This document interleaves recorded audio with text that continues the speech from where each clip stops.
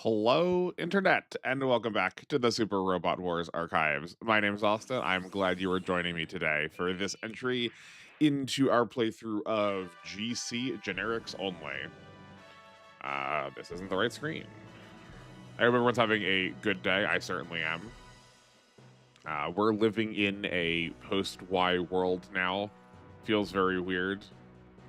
Um, but I'm happy to jump into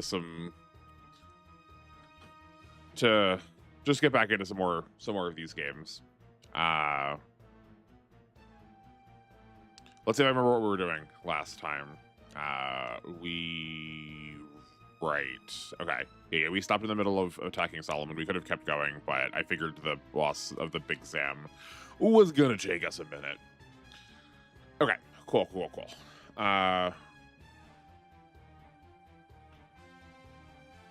If you are only watching this content, a couple of channel updates for you as I figure out how we're going to take our first turn.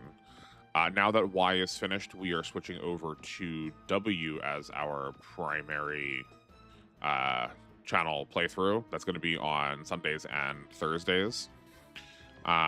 We'll still be finishing up this series, so don't you worry, it won't be going away. But once this is done, we are going to move these days into the LTC kind of challenges, just because I can't think of immediately what else we can do next. And that way we have Friday open to start a new series. One of my subscribers, NR151, convinced me to play Fantasy Maiden Wars, the Toho adaptation interpretation of a Super Robot Wars game. So we will be doing that starting on Fridays. If you are apprehensive, it is genuinely a almost one-to-one spitting image of Super Robot Wars as far as mechanics go. It's really just the visual styling that's different. I think it seems like a very competent game to me. So I'm really looking forward to trying it out on the channel. But that's me for now. Yeah, so we'll and I'll have a community post. I'll have all this stuff notified somewhere, so you can you don't need to worry about remembering it at all. I'll make sure it's present. What else? Oh yeah, when I was adjusting my audio getting into today, my audio sounded kinda particularly low. I know I had a hard time balancing it for this game. I think that is largely because that was an enemy. I think that is largely because the audio for different tracks is not mixed at the same level, right? So what we could get we could get a non-Gundam track, and then it's gonna just be blasting our ears out. But feedback about audio levels would be appreciated, because I thought I had them in the right place, but now I'm wondering. But if that's not your speed, I don't fault you.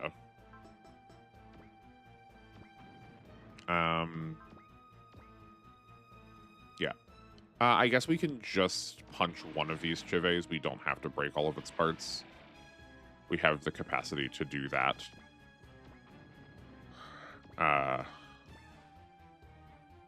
See how much damage this does to us. This is probably really risky, but I'm sure we have...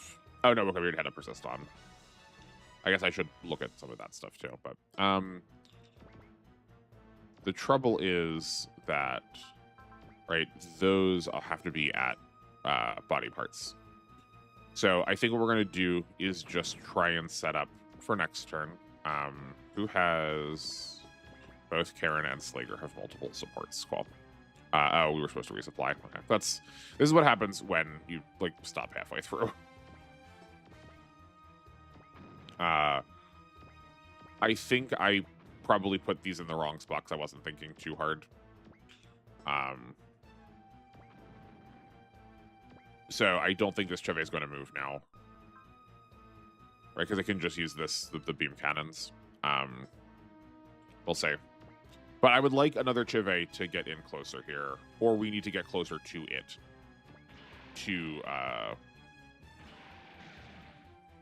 Just so we need to have one we're working on with the crew that can like damage parts. So what we're allowed to dodge here to keep ourselves safe, just because like half of this team can't do damage to the full body of it. So we need to allocate one to break parts on, and it is like it's like needlessly redundant to do that on something that we are already like doing damage to its main body with in another way. Cool. I'm really hoping, if the title didn't give it away, I'm really hoping we get to L-Gaim units today, but I could be wrong. I maybe am being a little ambitious, but I think we were covering roughly like 2 to 3 chapters a stream, and I believe in 3 chapters, counting the one that we are like in right now that we are mostly done. I believe we get some L-Gaim units, which will be good for A, it'll be good for some variety, and B, it will just be good to have, like, we might actually be allowed to have a full team for once. that'll be refreshing. Let's take a look at your weapons. Let's make sure we actually look at let's try and look at everything this time. All of them are ranged. That's on the body, that's on the weapons, that's on the weapons. This is only 1 to 3. So once we break the weapons part, we can stay out of range at 4 range. And this is attacking small, medium, large, extra large. Only the beam cannons are for battleships, and everything is an A in space. I think that is everything. I think that's everything. Yeah, I think then we leave these 2 for here. I guess we could fly up closer. We should make sure we stay out of the Big Sam's range, though. Or, no, we shouldn't. We should start trying to pull its energy, right? No, because it's getting a 20% regen every turn, so that's 46 energy, 51 with the 5 basic, which is exactly the same cost as 1 attack. So we actually need, yeah, we needed to be using, oh, this is the map attack anyway, so yeah, the Hyper Mega Particle Cannon. We need to be getting more than 1 of those at a time to actually make that worthwhile. So never mind. So we want to stay out of 8 range if we aren't going to be like committing 1, 2, 3, 4, 5, 6, 7, 8. Okay, so yeah, right where I have this the ground Gundam is the like extent of where we can go. Okay, so Karen should not be the first person to do this. Slager's not even going to get there this turn. Hold on. What's your move? 5. 1, 2, 3, 4, 5. We could get here, so we do want to move these guys first. 1, 2, 3. Okay. Right. This is 1, 2, 3, 4, 5, 6, 7, 8. Okay, that is unfortunately in 8 range, so I guess we will. I was going to try and use the melee because that is technically better on it, but it's also not technically better because we want to try and be pulling from range damage because that's just what our pilots do better. I think this is maybe a little fussing for this. This is also one of the reasons why I really want to play Fantasy Maiden Wars, because it felt like it actually required that level of fuss. Whereas here, it's just like,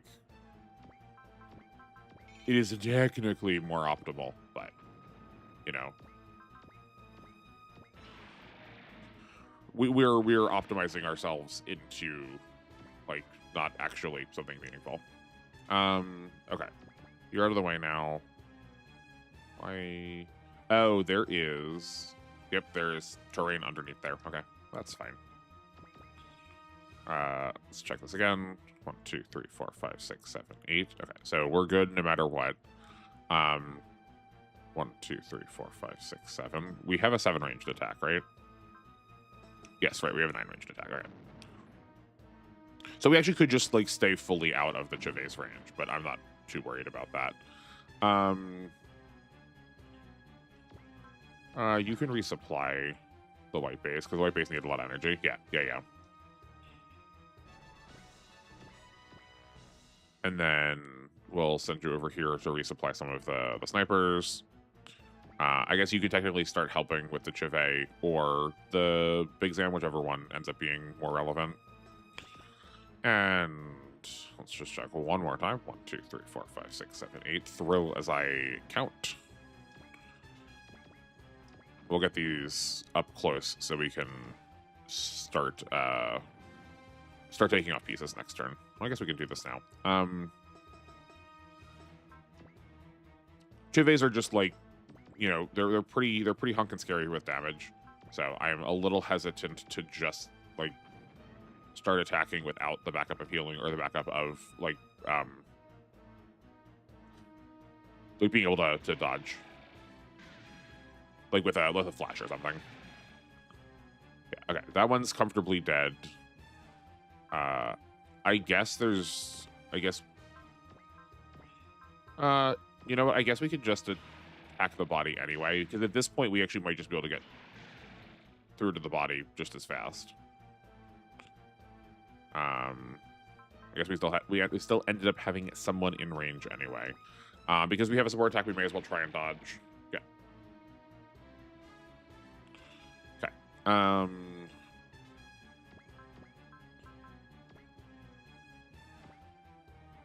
Okay. This is probably safe. I don't think this is going to be lethal, but no more so than the mega particle cannon is no more lethal than any of the other attacks. But I think that does mean, oh, that's a real shame. We need an analyze from modern games. 42 points of damage. Okay, but any big row can finish it off then. We can give it to Nickel. Seeing as he's got a gain. That seems fine. Your movement is 6. I hate that looking at stats makes the game kind of crash. Okay, 1, 2, 5, 6. Okay, so we could also just break all of the parts of the Chibay. It does have a spare part though. I was saying we could break all the parts of it and capture it next turn. The option is available to us.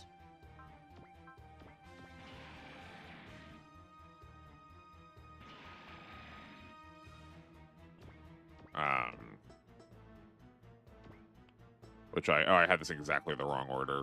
Someone else should have been up farther to like actually use their second support attack. So, well, we could attack like here. This will go to the weapons because that should kill it.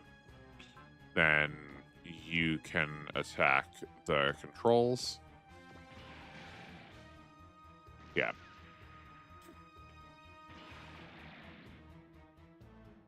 Perfect. Then somebody like the Dine can, because odds are the Dragoners are not going to get a lot of use. I think they also just might end up being like not relevant units for this playthrough now, especially because we're getting the L-Gaim units soon.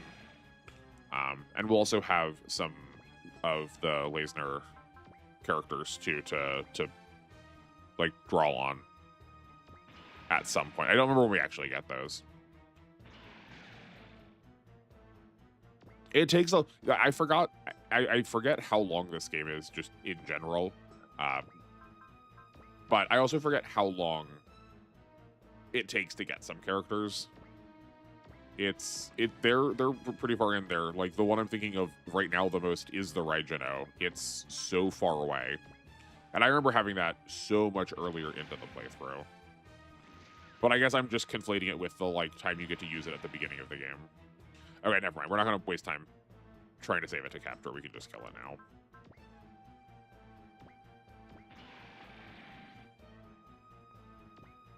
Does anyone here have a fortune? We also could have done something that wasn't stupid, and we could have saved it for Sayla, who does have a fortune. Okay, this is not necessarily the best choice, but we can give it to. Nope, that's still in exam range. 1, 2, 3, 4, 5, 6, 7, 8. We can give it to Hayato, seeing as he has a gain. I don't know how much it's going to do at this point because they're not that high a level, but 40, okay, yeah, it would have been better to just spend our time healing.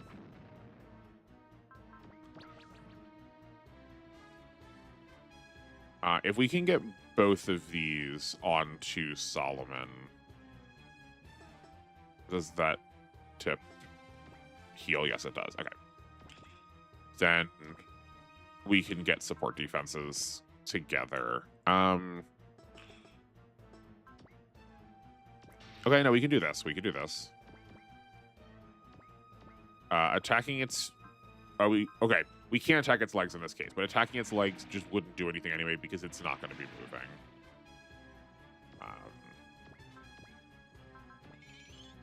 So what we're trying to aim for here is... Oh, well, I thought we had one more space on us. That's fine. I guess we'll go here. What we're trying to aim for is kind of two things. They're two related things. So the Big Zam is famous in the Gundam series for being resistant or basically invulnerable to beams. But in these games, that is like hampered by having an energy requirement to them. So that beam coating L is draining its energy every time it's using it, and it also has really expensive energy attacks. We're going to try to avoid getting map attacked, even though it's using the most energy, just because it's like probably going to hit a lot of units that can't really do anything to like save themselves. But it does have down here, it does have a propellant tank. So it's going to be regenerate. It can grab a lot of its energy back each turn. I also noticed, I'm glad we looked here, it also has a solar panel. So that gives 10% energy regen. There is a 20% energy regen on this tile. So it's getting 30% a turn. So my calculations earlier were incorrect. It's not, it's what, 60, it's 69 plus another, plus 5 from the base. So it is, not, sorry, plus 5 from the basic amount that you get, not from the base tile. So that's 74 every turn it's getting back. But he did use the map attack. I didn't think he was going to for just 2 people, but that's fine. So like we'll definitely be able to like absolutely like drain his energy this turn. He will just get a couple back each turn though that we will need to be prepared with. These kind of like large columnar attacks, they're like sets of 3. Are best handled by putting a lot of your units at diagonals. Right? Like going here, it can't map attack us at all. Well, not at all, but it can't map attack us really well.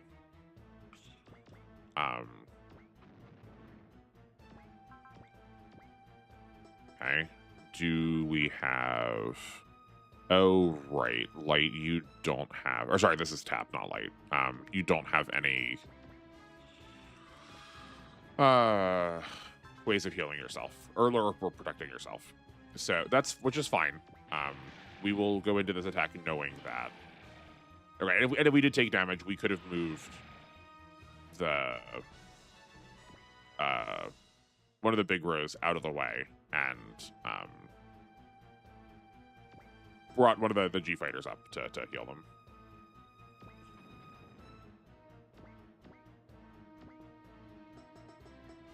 But we're not gonna. You will not see us doing really much damage at all. So actually, we're gonna do the same thing with Karen because she's gonna take damage because she has a 100% chance to get hit. But you're not gonna see us do any real substantial damage for a while. Oh golly, okay. I did not expect it to do that much. This is a I feel like I say it every time I like learn how damage works here. Okay, that's a shame. I will pay it more mind. I mean, it's exactly what I was like. Exactly what I said I was scared was going to happen. It is a spooky unit, and it earns that title appropriately. Well, howdy, control room guy. I'm glad to see you. How are you doing today? You're not usually a GC stream attender. I'm happy you're here.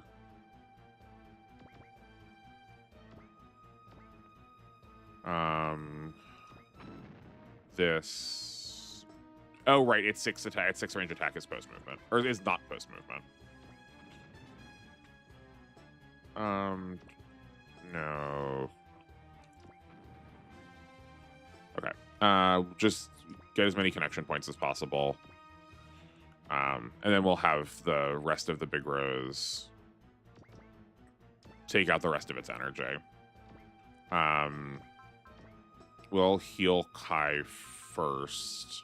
Actually, we'll heal both parties. Man, that's interesting. Not too bad. Good. I'm glad to hear it. I know Twitch was doing this for a while, that if people like weren't like actively talking a lot, it wasn't showing that they were like present in stream. Like clearly you're here, but my bar still isn't registering that you're here. It's very weird. Also, believe me, not catching GC hasn't been intentional. Fun premise for a game that doesn't get a lot of love. Okay, well, cool. I'm glad you're here for it too. You did say that you'd been missing some stuff before. I also just like don't expect you to like have to be here every time. So, it is funny you say that though, because I feel like I've been seeing somewhat recently on the subreddit that a number of people have been talking about it more.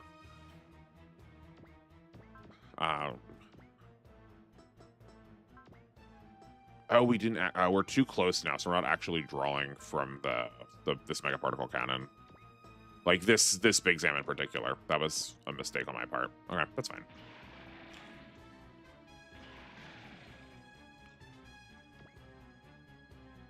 I think we'll still survive. It'll be okay.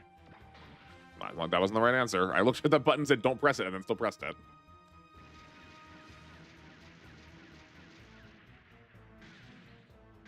Yep. Oh boy. Okay.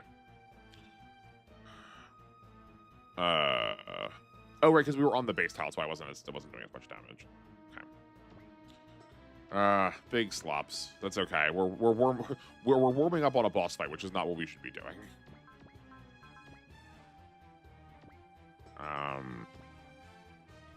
Okay. We go here. Then yeah, this is fine. We'll heal Slager if we need to.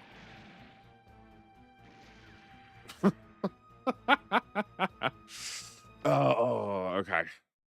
So we're not allowed to take a hit. We just can't take a hit. That's fine. I mean, this is what I expected out of this challenge. This is kind of what we were signing up for.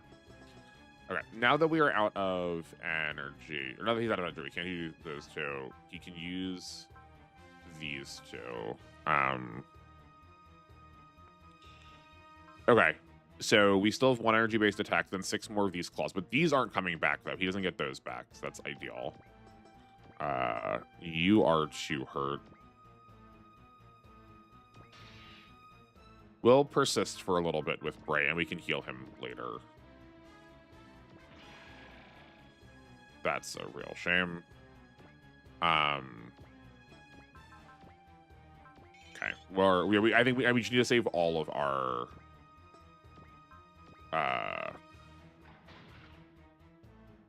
all of our spirits for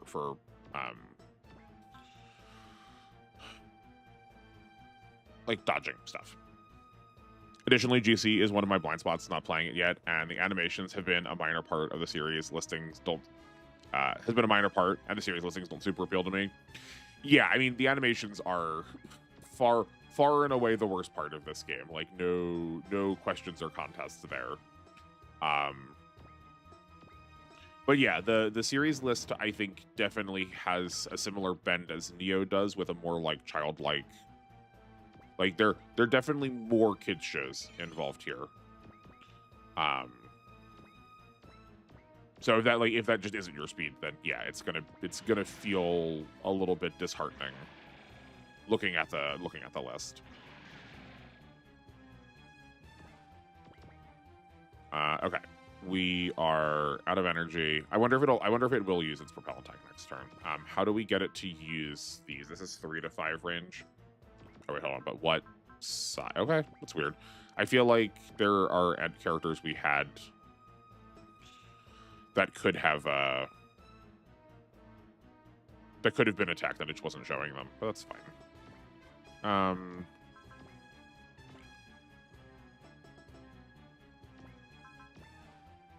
Sure. We want to move the Dyne off center by 1. We'll heal just to be safe. We're gonna move it up 1 to then be out of, or not up 1, I guess.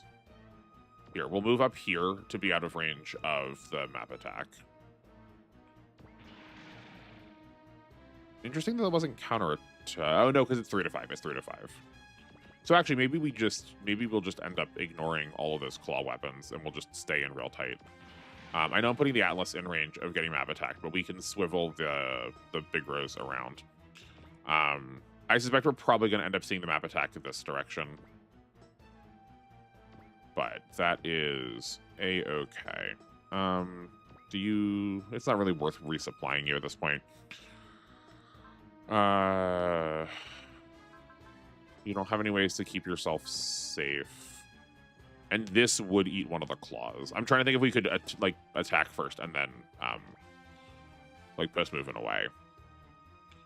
But I don't think that's the case.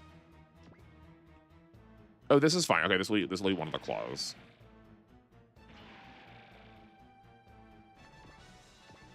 And then we can go up here.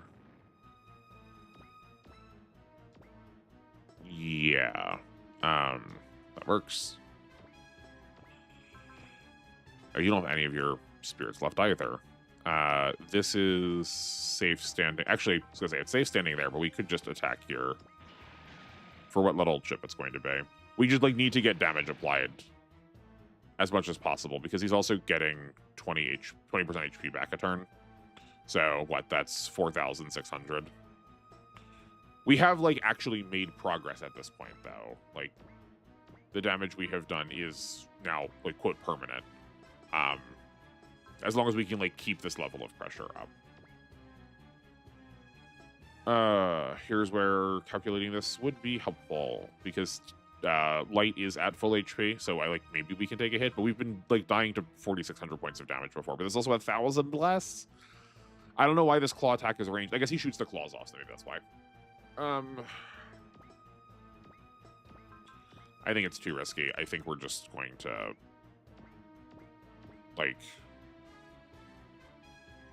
but why isn't that getting the claw attack? We're within. Oh no, it's still. It's 3 to 5, not 1 to 3, not 1 to 3. I think we will stay here though to try and eat one intentionally. Sanders has a lot of HP. We're also on the terrain tile. Yeah. Going here is just going to get us map attacked that direction. This is still a map attack range there. This is a map attack range down. That's moving it down to 3 targets. That's probably also not good. So I think we're just going to try and circle around the base. Yeah, that's, I think, too risky. Okay. I think that's set up. Oh, never mind. That was still map attack range. My bad. I thought that map attack was a group of 2.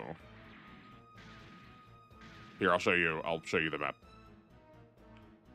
Here, I thought the range was this, and then from there going down, but it was actually a 3x3 grid.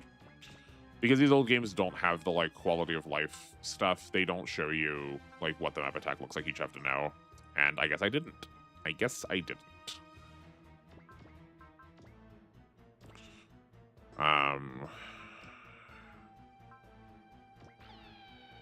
Things are looking pretty dire for us. I wonder if this will be our first game over. I don't think we've game over. I don't think we've gotten a game over yet.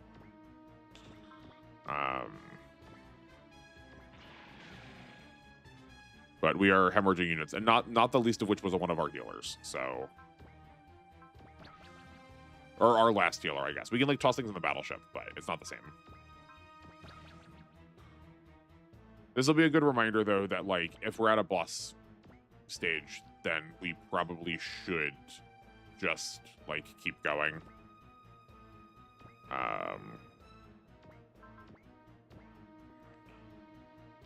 Yeah, this is fine. This will be the claw attack.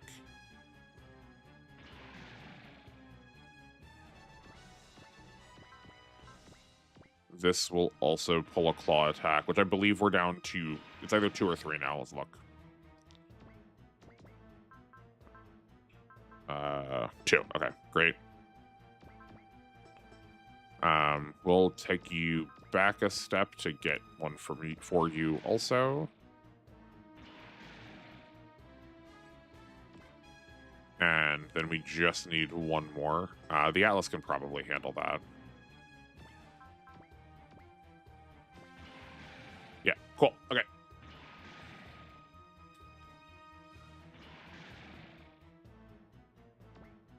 I believe we are... Yeah, he cannot attack us this turn.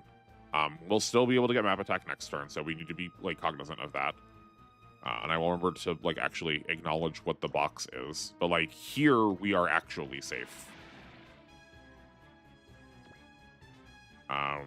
Here we are still also actually safe. Yeah. I think we can probably take him... I think we probably can finish him next turn. We probably could this turn had I not, like, slopped this up so much. That's mostly for the ammo, which we can't get back on the base tiles.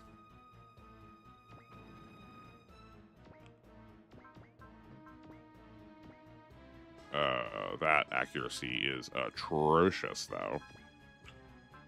I mean, like, we're still gonna try and fire it. Okay. What you got? Yeah, that's to be expected. Cool. Now we just have to try and, like, let all of these spin again and see if they actually do something. He's got enough for 1 mega particle cannon, so I guess we should probably figure out how we're dealing with that first. We can give that to the Atlas. It can take a hit. Cool. So yeah, control room guy, seeing as this, you said this was a blind spot for you. What?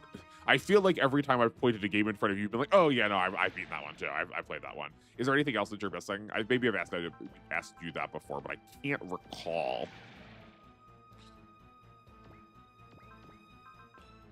But it does. I feel like you've got most of the series.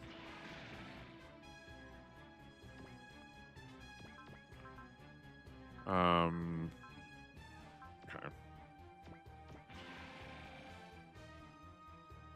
Maybe we won't have it this turn. This is where, like, having things like a Mazinger with Majin power. Do we even have a Mazinger yet? We might not have a Mazinger yet, but, like, the Dankuga would be, like, incredibly helpful because it just has so much damage to punch. It has basically a different version of Majin power to, like, really punch through this, like, super tanky HP. I also don't know, like, I said it wasn't going to move, but I, like, didn't sit here long enough. There is a possibility that, darn, we're not, if any one of those attacks had landed, we would have ended this turn. Okay, that's fine. Yeah, it didn't do more than 3,000 last time. They'll be safe. But it is possible that the Big Sam moves later. I doubt it, like, for narrative reasons, if it would, but.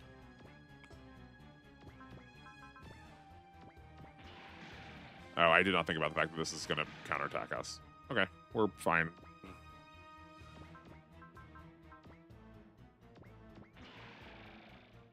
Yeah, we need these to land, though. Does the Atlas have no, it does not have a support attack. Okay. But top does. We can get up close. Yeah, we've gotten comfortable with our units being able to operate somewhat independently, but well, that didn't do anything. How did you counterattack us too? Okay. Like, we don't have energy.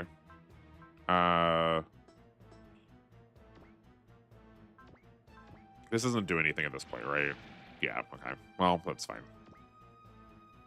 I think through this combination, we're going to get most of the way down. Never mind. This will be 900, and then the gun put it 1,000 last time. Yeah, I think we'll... Yeah, okay, no, we have it. We have it. Let's give it to the Atlas. Oh, do we not? Darn, I should have been paying more attention. We might have a cheer here. We do.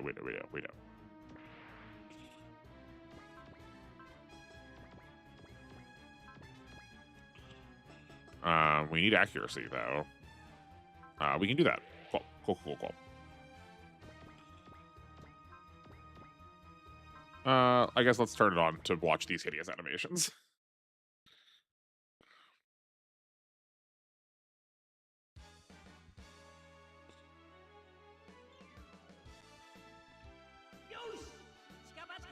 Yeah, it does. It looks pretty rough. I mean, it looks like a GameCube game. But okay, thankfully we made it out of this. This and Neo definitely flew past me again. I love Supers, but those entries especially felt like they wanted a younger audience to get into Super Wars, which feels like a long shot, or maybe nostalgia fans. Yeah, I do think that's true. I would love to play Neo on the channel. I gotta find some way to get it in here, because I think Neo is still one of my favorites. I think the circles, like the way they use the circles is really... If you're willing to push it, there's a lot of mechanic there. But it feels even more childish than this game does. There's a lot of definitely for kids shows in that one, so I understand. Okay, we could be upgrading damage here. Right, yeah, I think we still said we wanted to finish the Daltanius, because I don't know how long we're going to keep the Big Rose around. Yeah, that seems fine. We did get parts, though, so we should figure out how we're going to put those. The Gym Sniper probably should get the solar panel. Instead of... Oh, yeah, it doesn't have, like, actually any relevant parts. This is going to give it 10% energy regen every turn. I thought we got some other stuff, too. 10% extra accuracy and 10% extra crit. Sure, why don't you have both of those? And then we'll still keep the repair kit on it. Not that it survived that last time. Not that it survived to use that last time. Let's just make sure the white base has all of its repair kits on it. Generally speaking, oh, it does not. Generally speaking, it feels like if we're dying, we are dying to, like, really misplaced, like, one-shots, or, like, being out of position and getting ganged up on in one turn. Like, as long as we have, like, a turn to respond to it, you know?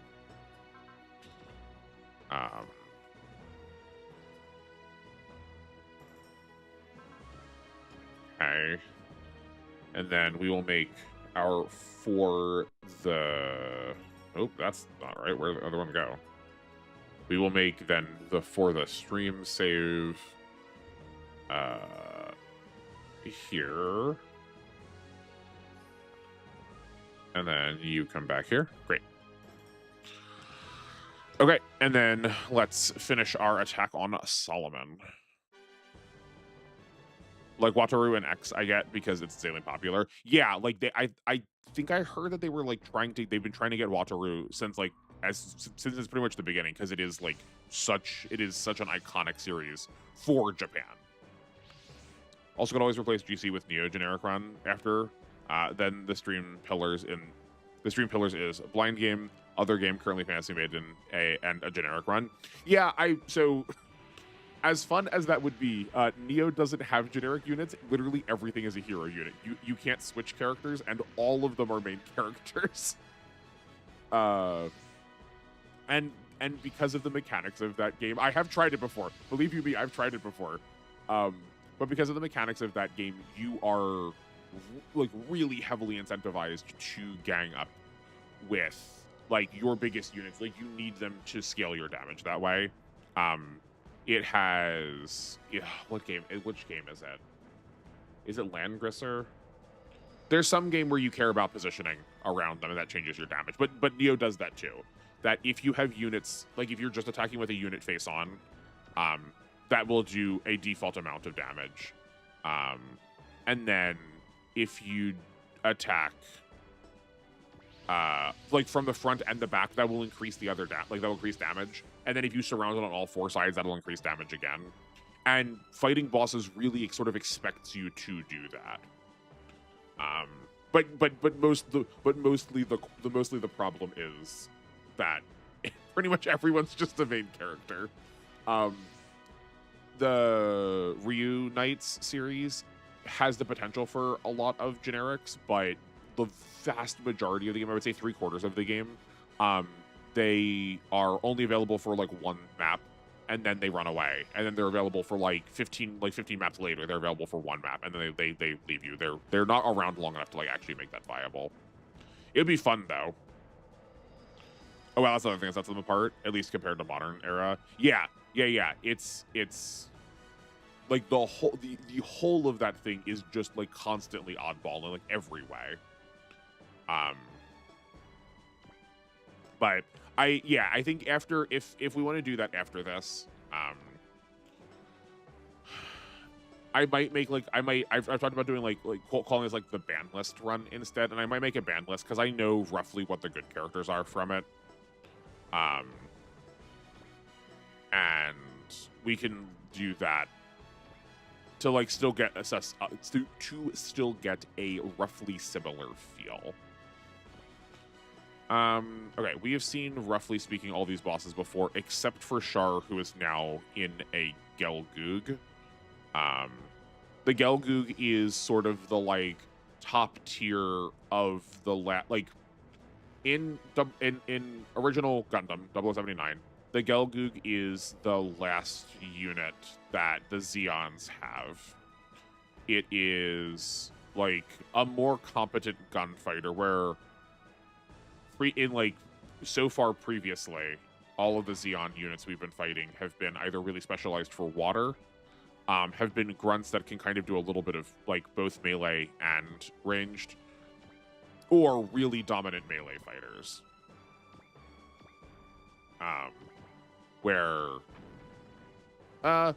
Okay, Char in his Gelgoog is a very mixed fighter. There's a lot of really like important really dramatic clashes with melee between him and Amuro. But a regular Gelgoog, especially mechanically in games, they tend to make it very gun focused because it has like an actual like real beam rifle now, where a lot of the previous Zeon units had like physical weaponry. They had like machine guns or like bazookas or like grenade launchers. I pointed this out only because I suspect we might be feeling the burn on our end of things as far as attacks go, that we are potentially more prone to start getting sniped places. I definitely want to move up to Solomon to get those terrain tiles now that we don't have a boss sitting on them. It'll be way more comfy.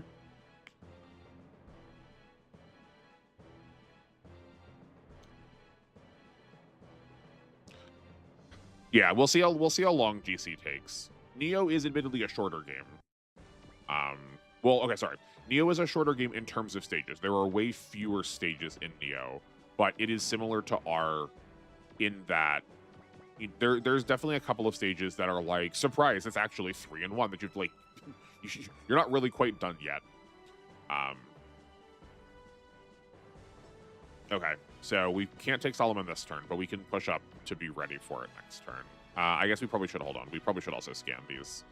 I'm assuming they're probably going to have a 5 range attack, which is why I don't mind the white base being in there, but we should like actually know.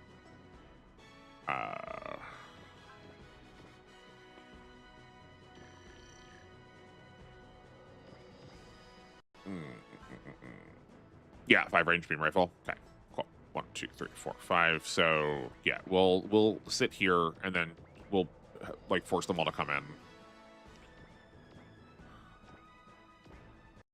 Oh, I still have the attack animations on. That's fine. Yeah, and then I think next turn we'll be able to like push. If we can't get on Solomon, we'll get close to Solomon. And I think the left side's also just slightly weaker, having not as many bosses. So that'll give us like ample terrain to like deal with the squad over here. Though I guess they are already moving. Yeah. Well, given the fact that that is almost dead, I might just 1, 2, 3. We might just have the big row come in and clean these up. Like, forgot again. It's fine. But that's sort of like what I have the big rows. In my mind, I have them for. To like, they can survive hits a little bit better, so I don't mind putting them out of position, and they can like clean up attacks if we get this like, oh wow, actually it's almost dead kind of positioning.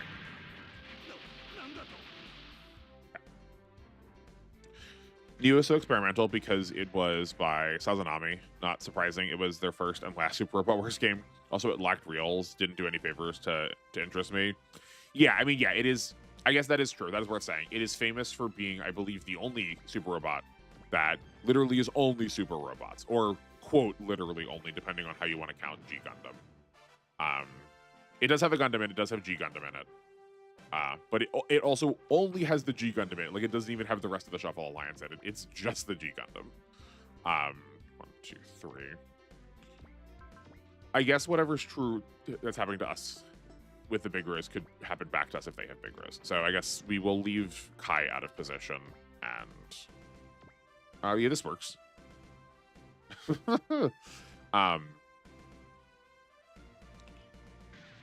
Yeah, but I would definitely say the word is experimental. That is definitely the phrase for that game. But as I understand it, turned it off. But as I understand it, I believe that is also a Nintendo requirement that every game made on one of their consoles needs to at least in some way justify itself to use the system's like gimmick, for lack of a better word. Well, howdy, NR151. Glad to see you. I'm surprised you're here. This is now 2 different days that you're not here on a Friday. Was your vacation? Has your vacation been long? I don't know if you've heard the news, but yes, in fact, I will be. I mean, I responded to your message, but I'm willing to commit to Fantasy Maiden Wars for these upcoming Fridays. You have sold me on it, so I hope you enjoy, especially seeing as it's your fault that we're going to be here. And by fault, I mean I'm like delighted. It's going to be fun. Considering that year was K and Gakuen along with Neo, AI had their hands full with DS titles. Yeah. Because I have not played Gakuen, but are you like trading cards or something? You're in a school because it's called Gakuen, but like aren't you like? Aren't you playing as someone who's kind of playing in a world where Super Robot Wars is a thing to them? I think. Cool. I look forward to the curveballs you have to deal with. Me too. Me heckin' too. Nintendo console gimmicks are interesting mixed bag. Yeah. Like I think on paper I like the concept, both in terms of being asked to try to design around them and in terms of what they actually did. But I think a lot of them end up falling pretty flat sometimes. Just the way in which a lot of like motion activation gets integrated, was like there's plenty of records of that being so heinous. But I really like that when they tried to go for something, like use the Wii for what it can do, that it used the really like intense precision that the hardware was able to muster at that time to get these like really precise circle graphs. It just feels I was at least charmed by the fact that is a refreshing understanding of like use the Wii's gimmick, and then someone didn't go, well, we can make you swing your arm and then that's how you attack the enemy.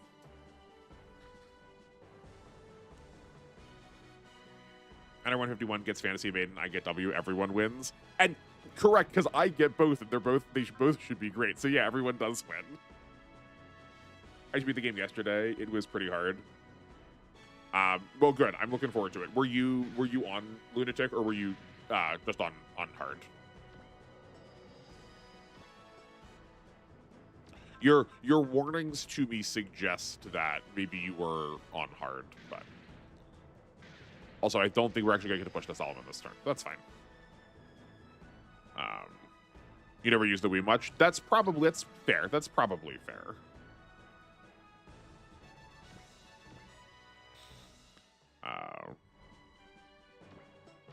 Yeah, no, I figured. I think it sounds like all y'all who are vocal are largely here for all of the things.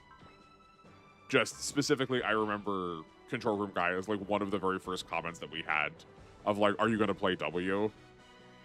You both get to like put your both get to put your like names on getting me to play them, even if you both want to be here for them. No, on standard difficulty. Okay, cool.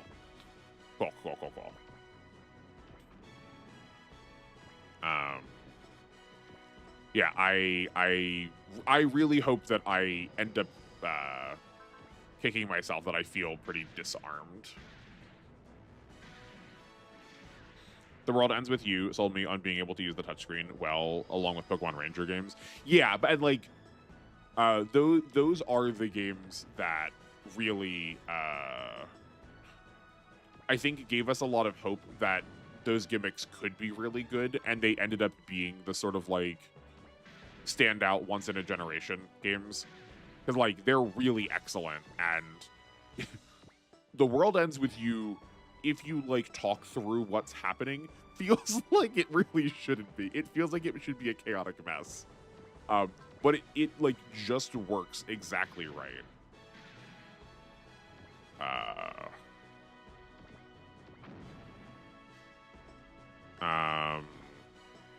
I guess we don't actually need a resupply this turn, so the Gunpa could finish off the Galgoog. We have to be even further in. 1, 2, 3, yeah.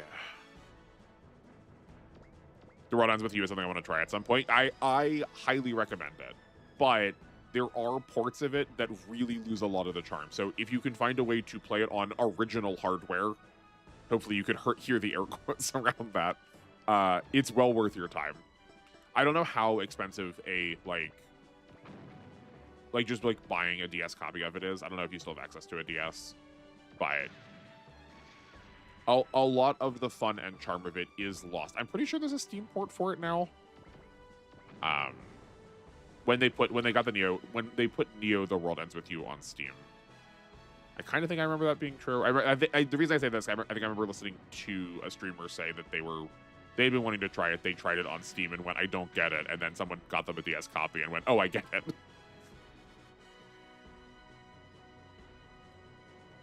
Yeah, 3DS that works too. Great game, good sequel. Yeah, I've not played the sequel at all, because it came out at a time where it was just like banger after banger after banger on Steam, and like just like how do you have time for all of this? In addition to like also like needing to be an adult, in addition to having like non-game hobbies too. Oh, was there a Switch port for it? It was the Switch one. Got it. Okay.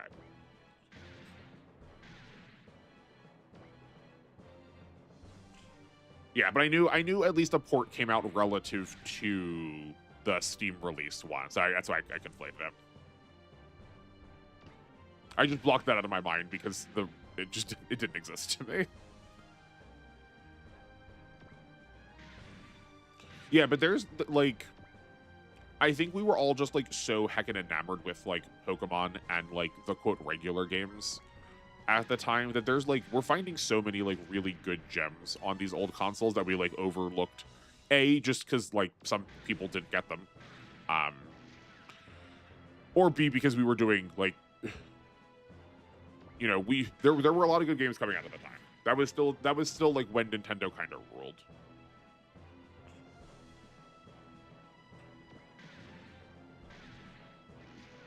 I heard the Switch version is only decent in handheld mode. Yeah, it's like, if you've for anyone listening live or VOD, if you have not played The World Ends With You before, the general like the general way that the game tries to ask you to think about playing the game is you are controlling two characters. Each of them take place on one of the two, one character's on one screen, one character's on the other screen. And you generally control the bottom screen with a touch stylus, and then the top screen with the normal gamepad controls. And that sounds like it should be an absolute mess, but it is genuinely so successful in how it works. So yeah, to steal a really funny phrase from Control Room Guy, yeah, it is in fact a Temu DS when you are playing in handheld mode to try and get that same feel.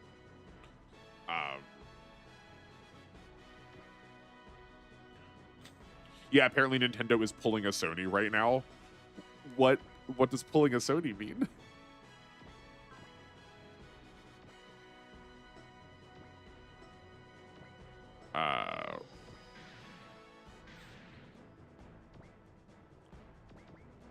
Because as far as I can tell, they're really goozling themselves is the phrase I would use, but that's I don't know if that's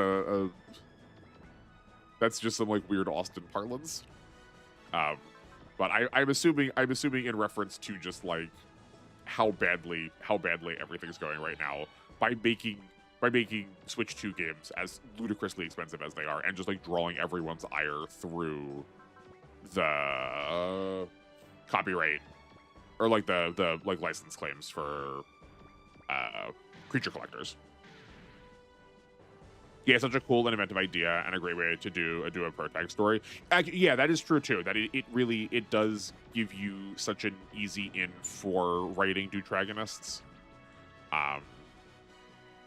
Because you as the player are already willing to think about the game in those terms.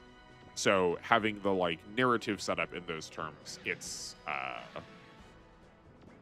it feels very naturalistic to the world, where a lot of Deutragonists plots, a lot of Deutragonist plots can feel pretty forced, that one character isn't actually as much the main character, but we're kind of just saying that they are to say that you put two main characters in. Yeah. It's like 999. That is a game visual novel that must be experienced on the DS, even though it has a PC port with voice acting on Steam. Oh, does it the interesting. I've also never played 9 Keys, 9 Lives, 9 Stories, 9 Beheadings, whatever that game is called.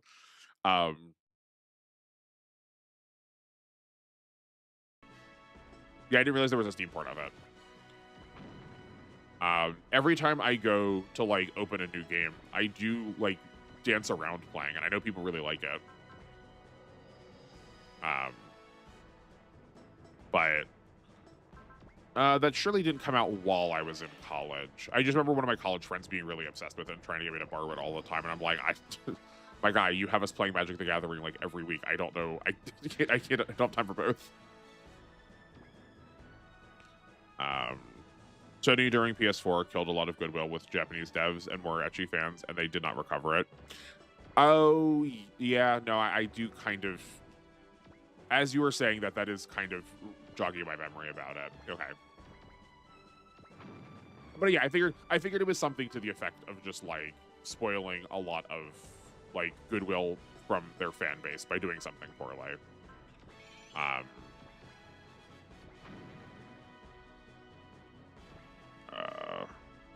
Funnily, the NG fans just went to the Switch, and Steam is also apparently cracking down. Yeah, yeah. For I think for the beginning, there was a large portion of the Switch's release where ecchi games were just totally fine to have on the store. They didn't have the Nintendo brand seal of approval directly, but they still kind of did by getting to be on the store.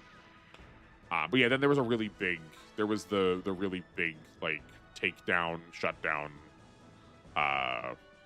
stoppage on Steam with ecchi games lately from like probably like a like parent, like religious parent watch group I think they're associated with too. 9 hours, 9 persons, 9 doors. That's the one. Thank you. There are 3 games in that series. I did not realize there was a third game. I couldn't tell you the name of the other one, but I do recognize it as like I thought of it as a like duology on the like handhelds. I'm aware I am in a way one of them. The business practices were just that bad. Now Nintendo does similar things. Yeah. I mean, a business given the opportunity to like be scummy and try to figure out a way to like make the most money while doing what they think is going to attract more fans is unfortunately probably what we're going to be seeing just so much more of in the coming months and years. Yes, like Steam is especially weird about it. I think because a lot of Steam's life cycle for people who were chronically online. Oh, hold on, that's by the way that sounds. We got access to a sort of unfiltered Steam for a while because people did not see it as big of a thing as it really was. And now that it is like the de facto 4th console, because it is functionally a 4th console. But now people recognize it as such. It like needs to try and acknowledge that by who it's catering to. I think that's probably what it's thinking. I don't think it's like necessarily good.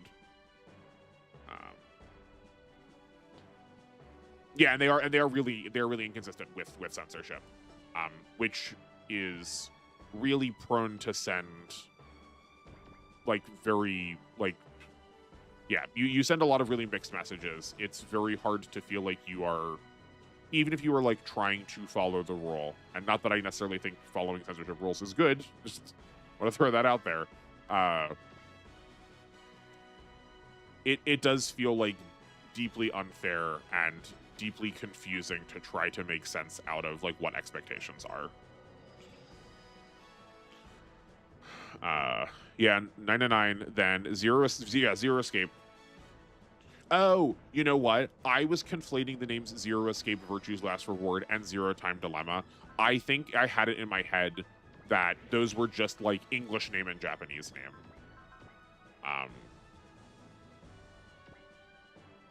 Because both those sound familiar to me.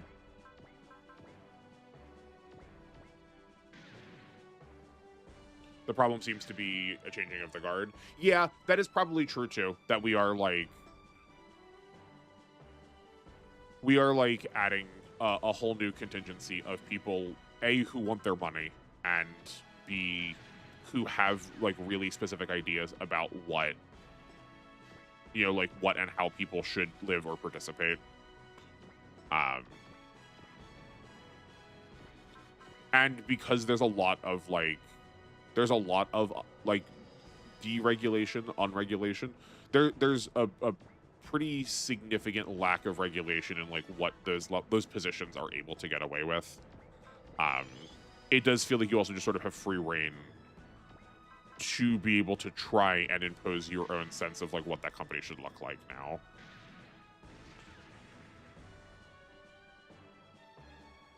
If a rule is bad, it is to be changed. Yeah, no, 100%. Yeah, if something isn't working, like keep trying things until they work. And like that also means that you like just because something didn't work one time does not mean that it's not going to like if you change something once and then it didn't work. Oh, this was not the right target. Whoops, that's fine. If you change something once and it didn't work, that also doesn't mean that like, well, I guess that problem can't be changed then, which I think is so often it's so often the rhetoric that I hear around these kind of issues. It's like, well, but we did try to change things in the past. Like, yeah, okay, cool, but like it's still not working. So like, keep doing that. Keep trying to change it. Don't just like go, well, we tried to change it once, now I guess it's done. Right? Like that's not actually like productive or constructive. And I feel like for a lot of these topics, that is regularly the feedback that I hear people giving who are on the side of the way the problem is going, you know? It feels weird for Steam to censor and then still need people to verify their age. It feels like one or the other should be the way. Yeah. Okay, so again, let me be as clear as possible. Like, I don't think what they're doing is like good. So if I sound like I'm talking from the perspective that like I'm going to talk from the perspective of like what they are doing. I just want to like be clear to some audience members who are listening the first time, maybe who don't like necessarily know how I am. Let's make sure we're on the up and up here. So if you are talking about like design through an accessibility, like through a lens of accessibility, one of the best things you can do is have as many layers as possible of like protection, like reiteration as possible. So if we are trying to, if the goal is to produce consistent censorship, having as many layers to try and block people's access to the theoretically unwanted thing as possible is a good way to make use out of like your tools in order to achieve that goal. I hope I phrased that in a way that's enough, that was like neutrally like leaning enough. So I do think they are probably doing what is in the best interest for their company by having both of them active. I think that is probably keeping more people from interacting with the media than otherwise would. But yeah, it would be so much better if they just picked ones that we knew what rules we like could work around. Hey, at least you do not have to deal with the additional German censorship. I mean, yeah, no, that is true. Like there are a number. I do recognize that there are a lot of countries that have like way more strict censorship laws.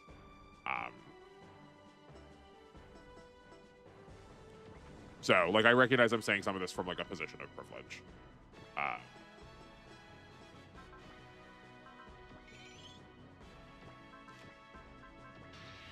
Yeah. I have UK censorship, which means I can't use the sites like Imgur or All Sites or Pixov. Yeah. It's I don't. It's weird to me that Imgur is censored, but I don't get it.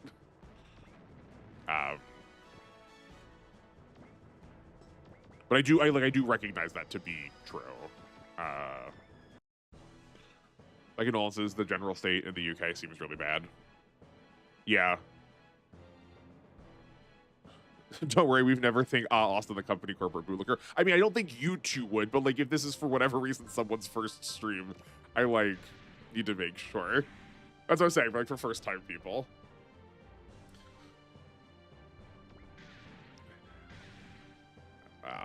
The internet went through this before. It isn't wild. It isn't the Wild West anymore. The internet used to be so crazy and unhinged, while now everything is very moderated and presentable to advertisers and normies.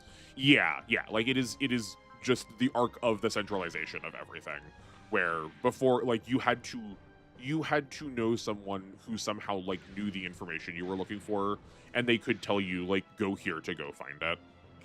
Where now the like MO of places is to make sure that people could like accidentally stumble. Oh lord, I did not look for their map attack. We might be dead here. This might kill the white base. Yeah. Oh boy. I forgot to check the map attack. I forgot how scary those bosses were. Oops, whoops. Okay. We're gonna reload from a save state because I don't want extra resources to make that unfair, and B, if I reload from there, then we do lose the SP progress.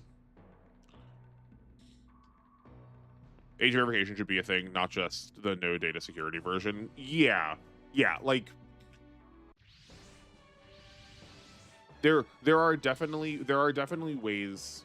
There are definitely ways to like to allow access for people for whom it would not be a problem for them to see that kind of information.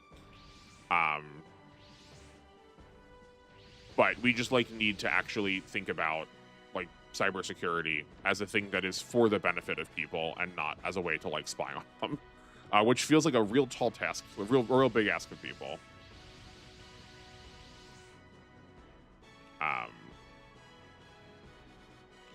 Okay.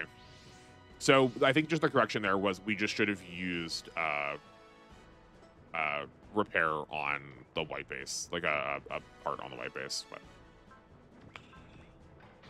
that's fine. One game over every once in a while is not the end of the world. I do think we probably I think we've game over it a couple of times just from the looking at what the game over condition was, or the screen was. We'll full send. The second time is always much easier.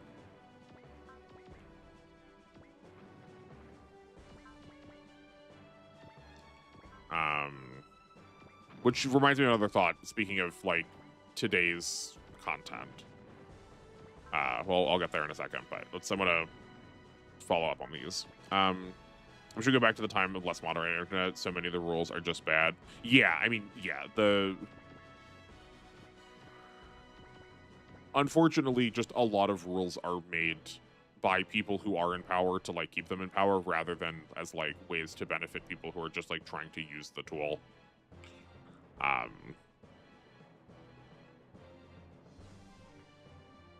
Yeah, and a lot of the like present rules are only benefiting corporation, because turns out when you look at like if you dig really deep into the legal system of a lot of countries, that legal system is mostly designed to interact between like corporations and the state rather than the individual.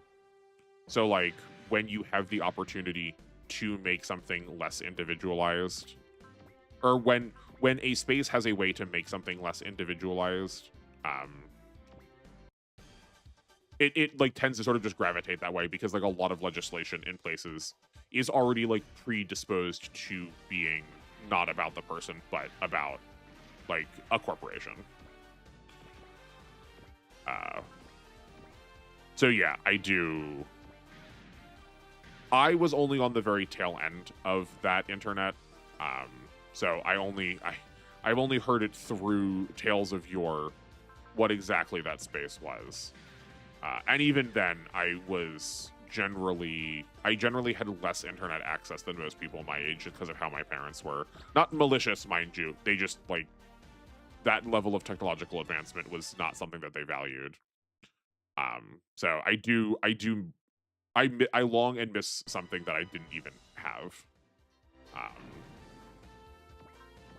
But there are a number of like pieces of software that are trying to encrypt, trying to decentralize better. There's a lot of push for people to like return to making those like 90s 2000s blogs again.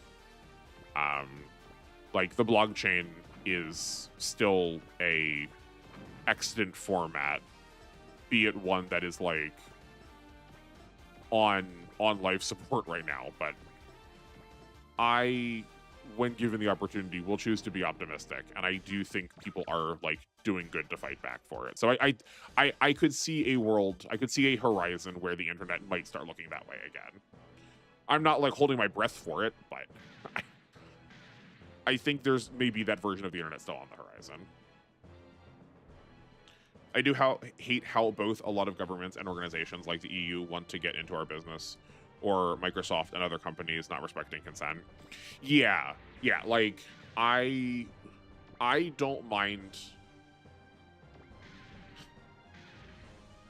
Yeah, I don't mind like legislation being largely like being very involved in a lot of like what I am doing, but in a way that is very knowable to me, and both like what they are doing and why they are doing it.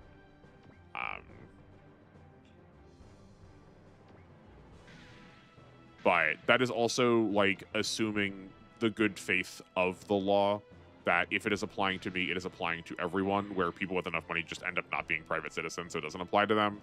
In which case, then, like, stay the heck away. But yeah, like, it's like, even if they don't say it, they've still said it with their body language. You can watch a lot of like tech CEOs when asked about like, well, what happens to this data when the user asks to delete it? They're like, well, it looks like it's deleted. It's like, okay, hold on. You realize you said that in the most suspicious way possible, right? And they're like, no, what's the problem? Right? They can't see it anymore. Well, how do they know it's deleted? Well, we said it was deleted. So you said that you did a thing, and you don't find that suspicious? No, right? Like, just like the sheepish voice crack is like so telling that in fact what we consented to is not actually happening.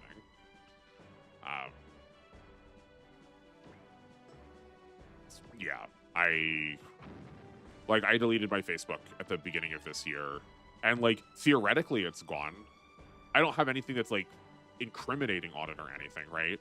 But I don't know for sure that it's not there, and like that is the thing that I signed up for, and it would be pretty cool if I could know with absolute confidence that like, well, now that I'm not using it anymore, that data is not being like monitored or gathered, like used to sell me something, or like I can ignore the ads, I don't mind, but like I would hate to think the idea that, you know, whatever I did was being used to try to like algorithmify like someone else's like lived experience. Like, leave them the heck alone. Don't use my data for that. Yeah. If I would do those things they do, I would be in jail for severe harassment charges. Yeah, like that is, yeah, like if you look at the law and you can't do it, but someone with money can. In fact, that is not a law. It is just a fee for the rich, and that's a thing with which we should take like regular and daily umbrage. Otherwise, it's going to keep getting like more and more difficult for like the average person to exist and like be able to function. Based EU law, right to be forgiven. Yeah, true that law is based and necessary. Yeah, right. That's what I was saying. That like there are some of these things, like having the ability to have a governing body that actually is invested in your like best interest, and that you've actually participated in like making responsible for you, making laws that actually like benefit, support, protect people, is definitely that requires like legislative bodies or like governing bodies or whatever kind of body to kind of be involved and familiar with what you are doing, and like but like you do produce actual meaningful results, in which case like good, I'm glad, like I willingly consent. But it is still like the fact that we can opt into it, or you know, they are people that like you maybe help participate in electing, so then you like feel like you're actually being represented. To return to one of our conversations about election in a previous stream, that like too many people just do not recognize how important local government and their participation in it is. Not that like the EU is necessarily local government, but it like the same general principle applies, right? That you're that like you are invested in the things that affect you, and unfortunately, literally everything is politicized. So like you do need to like actively be thinking about, you know, what it is you're doing and how that lets you consume. Because something as simple as a game is like a way for a corporation to make money, and thereby it is going to be legislated to like the absolute bejesus out of it in order for it to make that company the most money possible. So if you aren't thinking in those terms, they are, and will think about you in those terms. I hope you enjoyed your meal. I have irresponsibly not eaten today, but I am not feeling as well as I had hoped. I was at a con on Saturday, and I think I may have picked up some con crud, but I'll get something in me after the stream, I promise.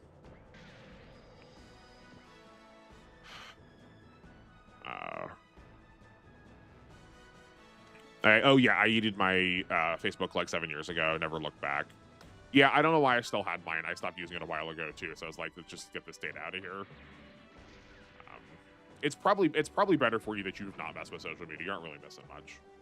There's some problems with a lot of laws not being enforced. Like any game with microtransactions would need to be 12 plus at least. Yet a lot of them are 3 plus. Yeah, like microtransactions are, I think, one of the biggest like questions in legislation right now, especially for, you know, like non-American locations, right? Like it's from what I understand, there's a lot more legislation and concern over legislation and thoughts about it in like European countries. Also, I foolishly left that sniper out of position again. I was not thinking. I think we're probably going to lose the snipers.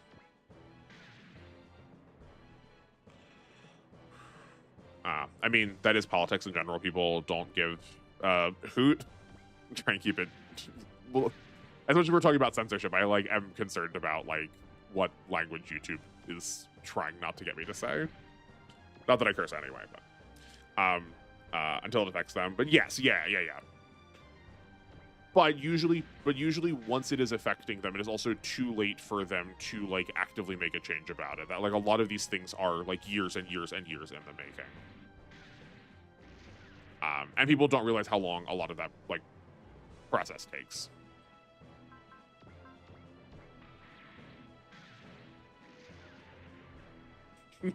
Cough, cough, America. Yeah, correct. But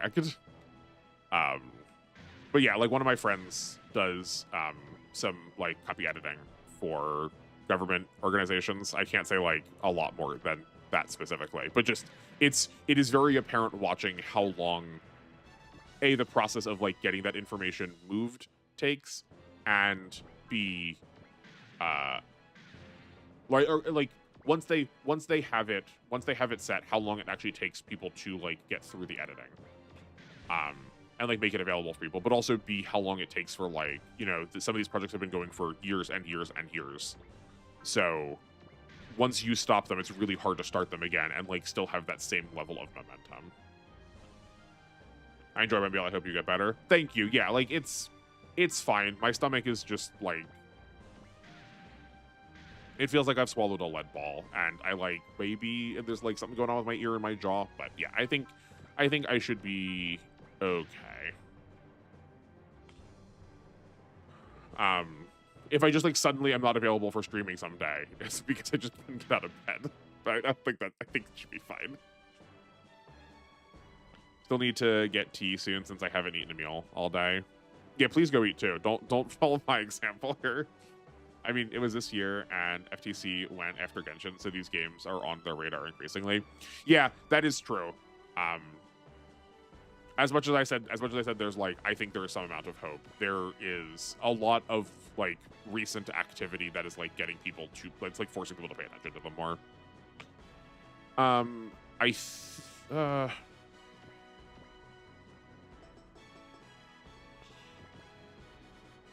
But like how long it's actually going to take to get those things done, or like whether that like change will be long lasting, we'll remain to be seen. Topic change. Yes, I have Gundam 8. I've been meaning to binge. New Gundam manga where humanity went to crap in 2030. When the story takes place, there is only 258 people. There's only 258 people left on Earth. That's incredible. And then the lead Gundam is the last Gundam to exist, allegedly. So sounds like Gundam versus aliens, not counting 00. Yeah. That seems like a really interesting premise. I'm really down with that. Is it trying to, hold on? Is it in its own like century, or is it trying to reiterate on an already extant century? I feel like with that premise, it's probably its like own space. But that feels really fun.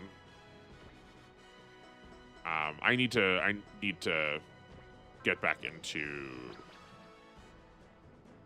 some more mecha manga. I have been reading a lot of manga. It's usually what I read like before I go to sleep, or like right when I wake up.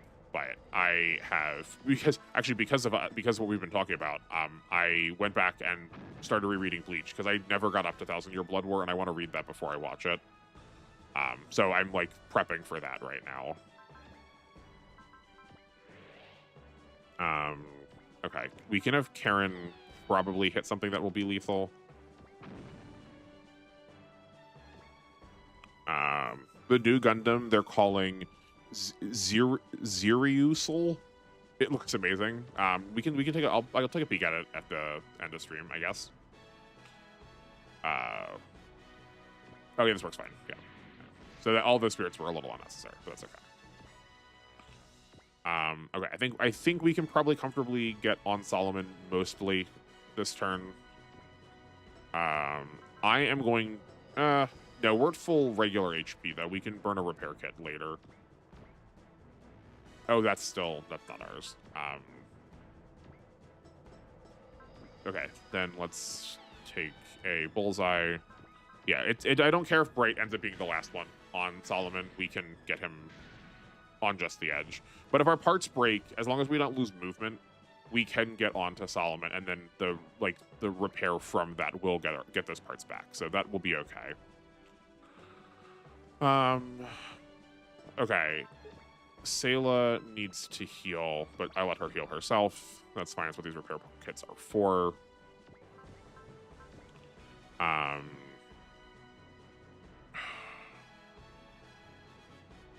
We like almost have really easy ends on the bosses, but I would rather get these big rows off of Solomon now so we don't let them have more healing.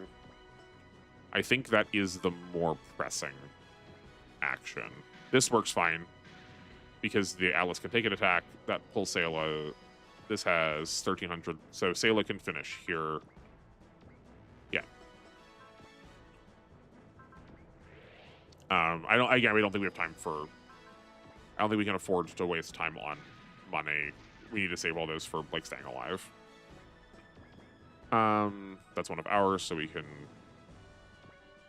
Yeah, that's okay. I thought we were gonna get a support attack, but I keep thinking I don't know. I keep thinking the Borrelios is 3 to 6 ranges post movement, but it is super not. It super isn't.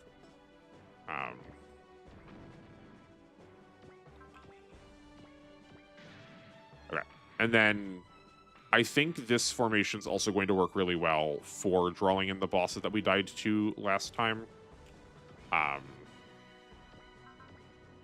Oh yeah, it's Kai that's still, or it's Sanders that has the 2.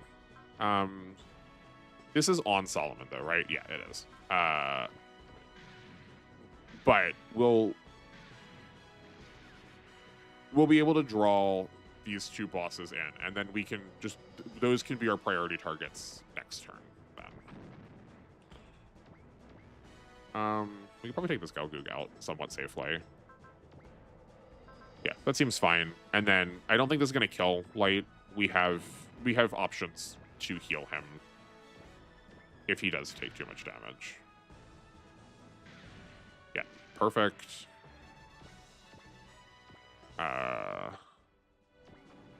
This is putting us in the range of the Chives, but I don't mind that as much when we have the like benefit of being on the terrain. Oh, you need to get healed.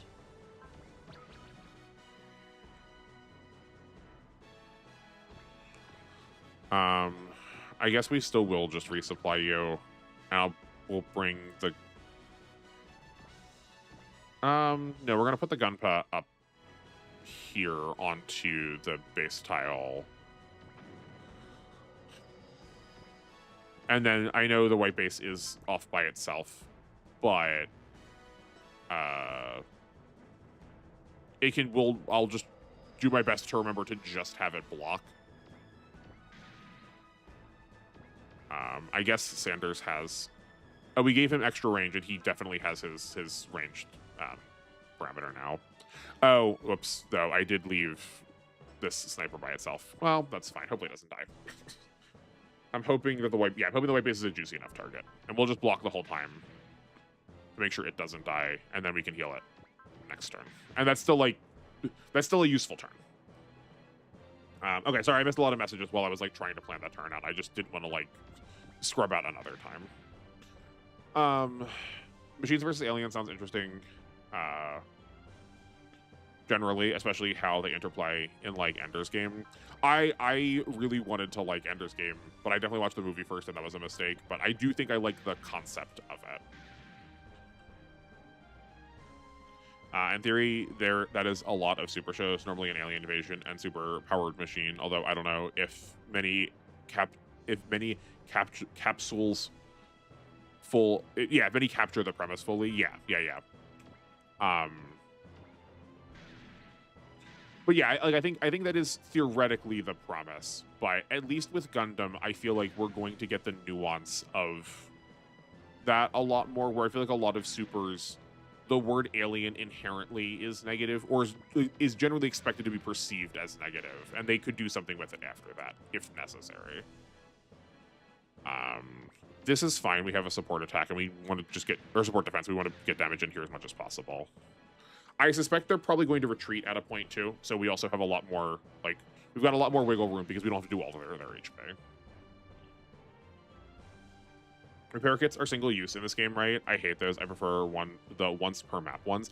Yes, that is true. They are single use in this game, but you also are thrown so many of them, and you are not limited to 9 of a part in this game. Like, I believe we have 23 in our inventory right now, and we can use all of them. Like, we can equip all of them. So you do.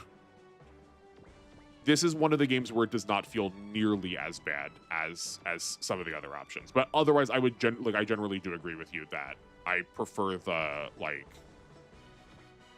I prefer being able to hold on to them. It feels like you've made a lot more progress in like upgrading your team in that way when you have it that way. And that is true for not just repair kits. That is true for all consumables in this game. That you just sort of get handed them hand over fist. So if you can find a way to use them, you're going to be... You have the luxury of getting to use them a lot more. Okay, so I'm thinking the Atlas intentionally attacks here to push a support attack, to get the attack through a support defense over onto Kale's Mafu. Then yeah, let's try and figure out what we're gonna do about this.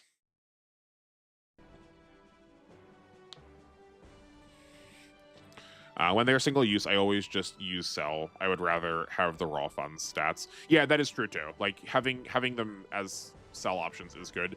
You get very little for them in this game, but I do.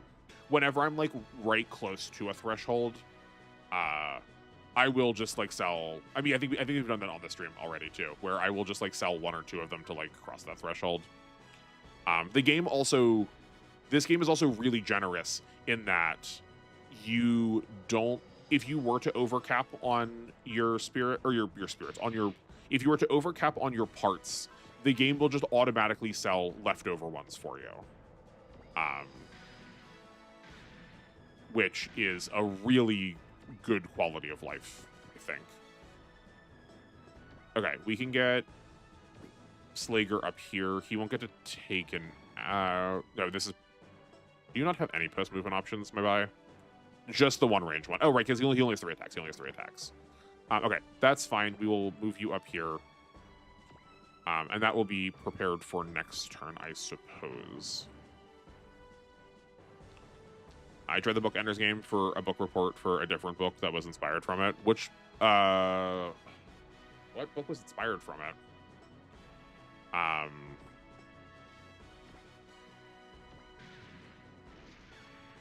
But that feels that's fine. I do think Ender's Game though is a book that is like more common to see in schools now, that people are like, oh, it actually says something that we are like is worth talking about, which is good.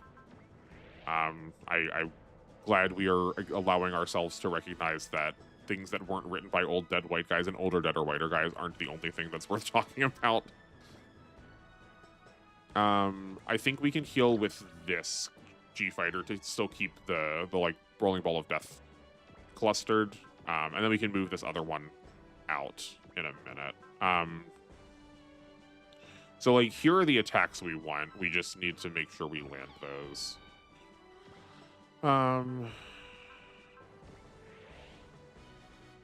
pray 8 doesn't do the boring twist of the aliens just being humans or so close they're basically humans anyway. There's a lot of sci-fi shows that do make just make their aliens like slightly off-brand human. That is really lame when they do that. I'm willing to take this risk with Sayla, but we need to also live. We can probably live one attack, right? What's the worst that happens? Yeah, if we're not getting attacked here, we're getting attacked with missiles. Yeah, we'll be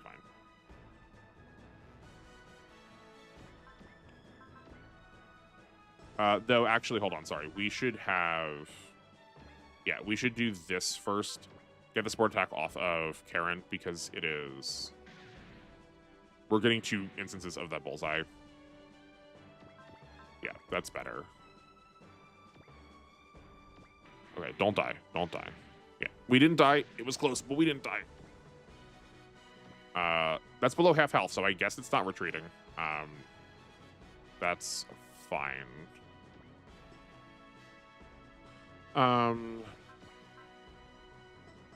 Okay. We could attack here, pull attack from the Gunpah. We do have the bullseye guaranteed. And we did not take 4,000 damage, and we also have terrain now, so that should be fine.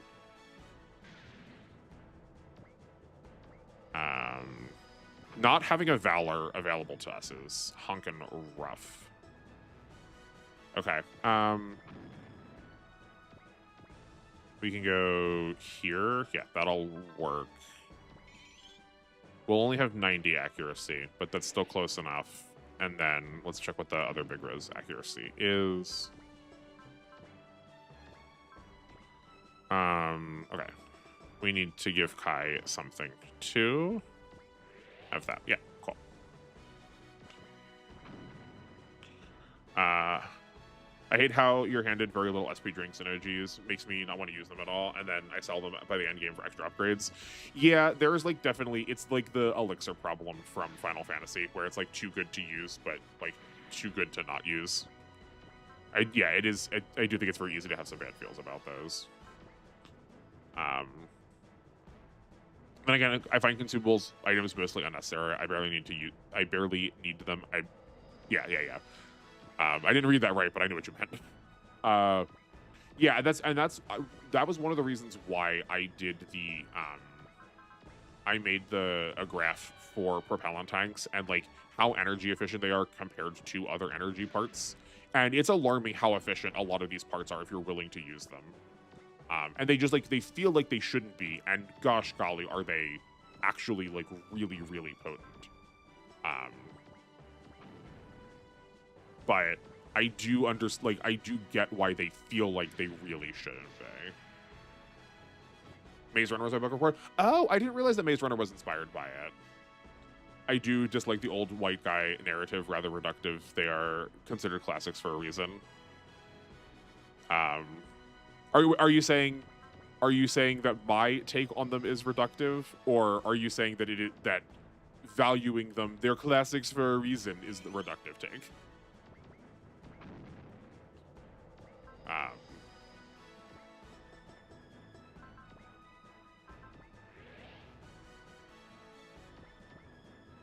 No, saying you should simply refuse. No, saying you should simply refuse everything modern. I believe you need both. I see a lot of social media posts that are just completely wrong about the way past people reading them might help. Yes, your take, how you're considering them. I mean, okay, I say that as someone who's like gone to school for this and has like spent a lot of time with a lot of this literature. And my like old dead white guy take is like deeply based on the fact that a lot of the reasons why they are considered classics is because the like circumstances of their writing were very much out of their control. It was a lot of like good fortune that allowed them to have access to their resources, and a lot of people that otherwise had something to say were like intentionally shut down from saying it. So like like maybe in all rights they are good, but I don't feel the need to give them credit over, say, somebody else that didn't get to have popularity simply because they were like a woman or because they were black or because they were impoverished, where they just like weren't able to write the same way. But like I have read probably the vast body of what most people would call classics, and then have read their contemporaries that are like doing the same thing, but are like doing them, I would say, a lot more successfully, but don't get the credit because, again, they are written by like, oh, well, this person was gay, so we can't let them like have like authority over their novels. But at the very least, I am saying this like not out of like internet isms, right? Like I have, if you listed a classic for me, like odds are I have read it, and I've like read it with the critical lens of school in mind, with like professors and with like people who are there to analyze it. That is, I don't think that makes me right inherently, but I absolutely agree that some of them are just novelty classics. They then they did them first, so you get all the credit. I'm not saying you are wrong, but saying it's like you are now, it's much better. Yeah, I mean, yeah, like I do just say it like, I use the phrase old dead white guys and older dead or whiter guys as a way to like cheekily explain what I spent a lot of my time on college with, because if I say, so I had an English degree and I also had a classics, so Greek and Latin history and language, but that was harder for some reason for people to get. So I just like took to me saying old dead white guys and older dead or whiter guys, because that was like funny. And people also like knew what I meant when I said that, when they like struggled to go, well, the classics, oh, so like classic literature, but you also are taking English. Like, no, I'm taking classics. Like I like read like Latin. And they're like, oh, okay, so when you said the classics, so like you're not doing English. Like, no, I'm doing both. Why is this so hard? Why are you all struggling with this? But so here is my like one example, because we just came from Halloween, so I have like particular emotional attachment to this one. If you are familiar with Gothic literature, a genre that is, I would say, generally speaking, vastly incorrectly categorized, that a lot of people think they know what Gothic literature means, and in fact probably have read very few instances of Gothic literature and are like more the standouts than the common. The Castle of Otranto is the most famous instance of Gothic literature. Not even because it was the first. One of his friends wrote a story of Gothic literature on like the second edition copy of the book that he got, and it just stuck from there. But it's like pretty heinously bad. You can very much tell that the person who was writing it had a like SA fetish with like a younger, probably like cousin or relative. The villain of the story is someone's adoptive father, who is like sexually motivated towards his child, and if not his child, his child's friend. That a lot of the threat comes in the form of like bodily autonomy towards women, and like that as a point of horror is like definitely on the table. It's like that's worthwhile to explore, but the story does so in a way that is very indulgent to the assailant's perspective. It's also just like written like badly. A lot of the writing is like very is like very, I would say, like report kind of styled. It just sort of tells you what happens. There's like very little figurative language. There's very little like metaphor or nuance to a lot of the writing to like try and make you like interpret the setting. It's just a very like causal description of the setting.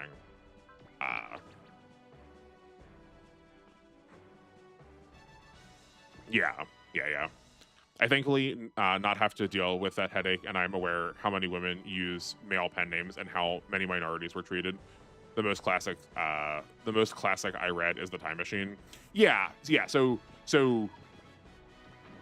the like 100% I would call that space part of the classics too. But I think that is also a little bit more recent than I am thinking when I'm like what I'm talking about. I'm talking about like a lot of like 1800s and 1700s era literature. Like I'm thinking like a lot of John Milton's. And I'm never going to give that man credit. Yeah, I think we're going to take out Lala this turn and then use the Gunpla to finish. But I'm pretty sure Maya Plato, actually, I'm taking this for granted. I should be looking, seeing as we died already once. But yeah, I'm pretty sure Maya Plato only has 2 support defenses, or 2 supports at this point.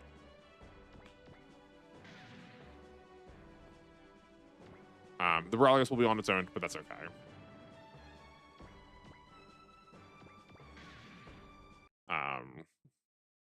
If you've not read Sigmund Freud, I highly recommend you keep it that way.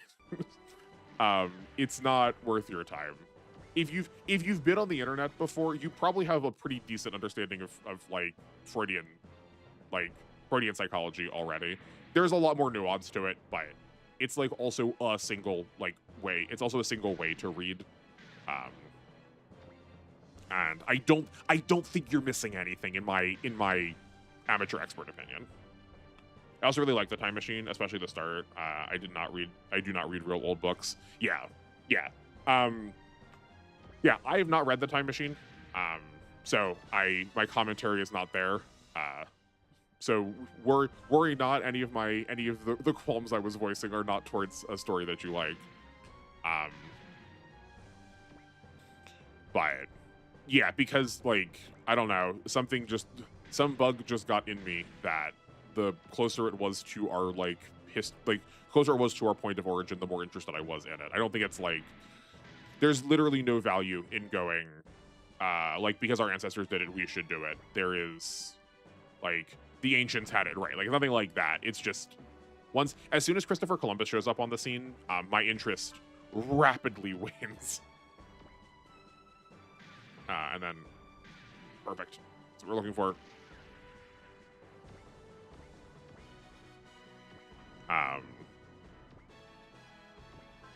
And then I have been known to read some modern things, but even a couple of modern pieces of literature or modern classics, I think are there because they are so heavily pushed by schools because it's really easy to teach them, when in fact they're not actually good. It's just people are able to make a really cogent stance about them, and then we can really easily homogenize and commodify that to every teacher in the country. I'm speaking in terms of America, obviously. So one of the example that I'm thinking of is the Kite Runner. I think that story gets dramatically overhyped because it was a really easy thing to hand to a lot of high school teachers and say here are the points that you should hit on. Please do that. And for a lot of people who don't do a lot of really thoughtful, careful reading, it was one of the first times that they were forced to engage with really uncomfortable subjects. So of course it's going to be oh, this book is so good because it's asking you to think. But if it's your first time having to just because it's your first time having to do that does not mean it's a shining example of doing that. Which I think to what you were saying, under 151, that a lot of literature that is considered good is just because it came first, which is in fact not a measure of good. It is a measure of speed, and doing something fast and doing something well are usually on the opposite sides of the spectrum. I mean, Freud sounds really funny in a way. Then again, I really like things with inlaid deformed body part museum. Oh yeah, no, that is great. The actually trying to read through what he has to say is the driest stuff on the planet. There was a way that this could have been funny, it could have been interesting. We could laugh at him, not with him, but he takes it so seriously. It's just oh man, it is a rough time. Because that is kind of the perspective that I took going into it with college for one of my methods classes. I read some Freud because my teacher really liked him. And I was like, okay, this will be a fun romp that I can laugh at. And no, the man thought he was an absolute brain genius, and not in a way that was able to be laughed at really well. You probably could laugh at him, but Not necessarily even sure if like that's exactly your speed, but just that's he's a time. I like the chemistry of death is like that, I assume, since it was since I was given it in school. I am familiar with that name. I have never read the chemistry of death. But yeah, I would assume probably roughly the same case. From my time hearing it in the woodworks of school buildings. That is really fascinating though, that like were we two? Oh, right, I forgot we put somebody in the battleship. Okay. That's fine. We'll put you out here. Like, this isn't going to be the attack, but having that sniper available, it's going to be just as much healing, if not more, on the terrain. I don't remember how much being in a battleship heals you every turn. But it's fascinating to me, seeing as you live, like, almost halfway across the world for me, that we're still, like, covering a lot of the same materials in school. It's very odd.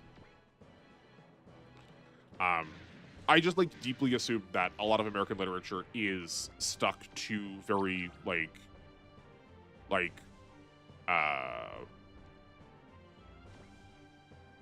just America or England. There's another word for it that's like a grouping of just those two countries. I can't think of what it is off the top of my head right now. But like so much of the literature that I read or have to read or like know people read come from exactly those two spaces. I don't know necessarily if chemistry of death, like what, I don't know who the origin of the author. But so far, you've not listed a text that I have not, at least by some part, recognized. Not that I have to have read everything, but and I would have assumed you being in a different country that I probably would have. I mean, it's translated. Oh yeah, like I figure it's translated, but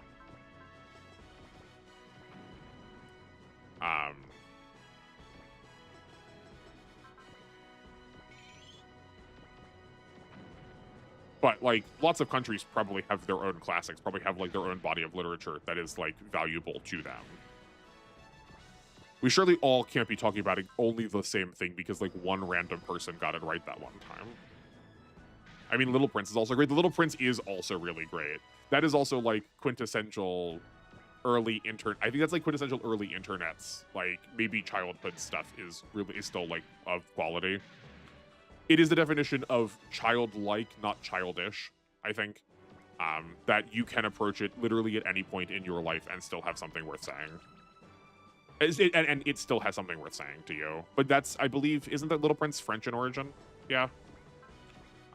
So given what I was saying, like, yes, in fact, that is a good example of an outlier there. But I do think The Little Prince is also a text that I don't see regularly read in schools, at least around like a big around where I am in the US, because I don't think it promotes the like way that a lot of texts can be read to fall in line. Man, I one of the reasons I stopped being a teacher, one of the reasons I struggled so much as a teacher, was how often I was like told to take a text that was from the perspective of someone who was oppressed. This happened the most often with the Harlem Renaissance. That they were stories of, or like poetry. There was a poem in particular that I was thinking about the most with this, of like people trying to figure out how to resist. And like how to live in a world where they like their very existence was deemed taboo, and the like expectation of what I was told to teach was that the like system that was oppressing them, not phrased that way, but adhering to it was what was going to make them feel like they could fit in at some point if they like just accepted it. And it was like very much the opposite of what the story was saying. It was very stomach churning to be told that was what I had to teach. I love the part about alcohol. I don't remember the part about alcohol. The part I quote the most is the part about the snake. Have you heard about the author Wilhelm Busch? I don't think anything in any way other than in the abstract.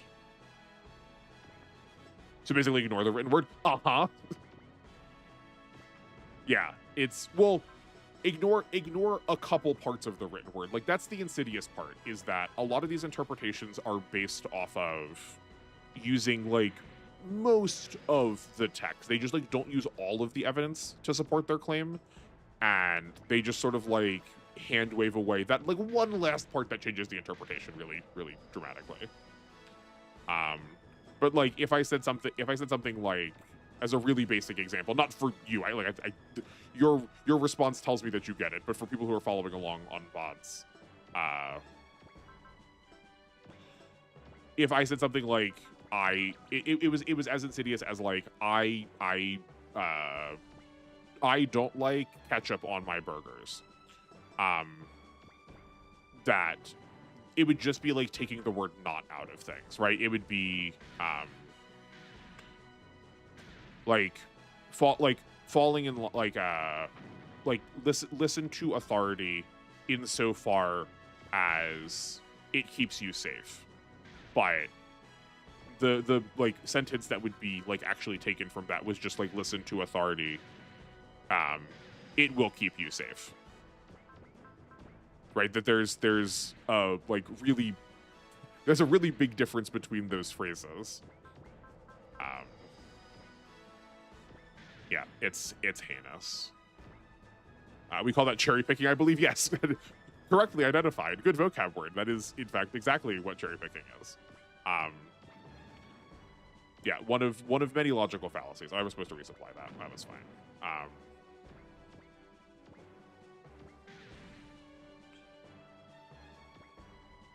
But it also doesn't look like cherry picking then, because you are pointing to evidence, and because it's not like in a factual argument. It is like strung out over the course of an entire like curriculum. So you kind of miss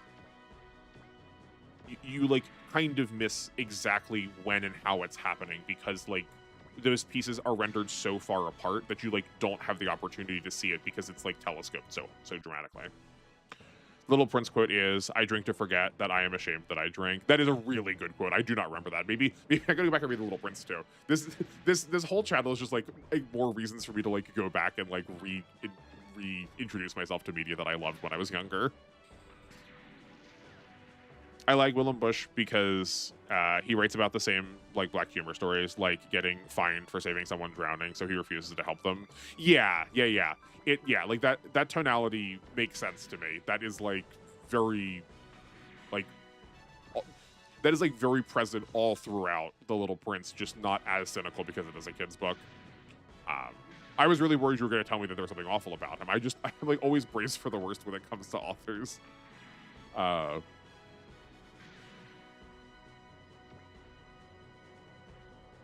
Also, I am back with food. I am surprised and happy to see Karen. She doesn't appear in any other games with the Mobile Suit Team Squad. That's really a shame.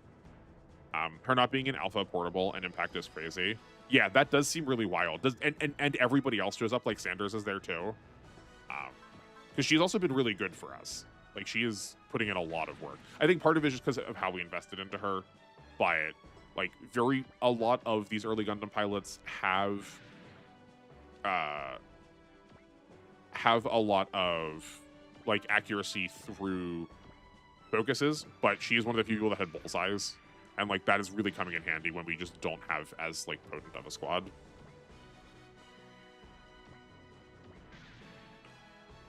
It's a monster fusion of appealing to authority but also cherry picking that appeal. Yeah.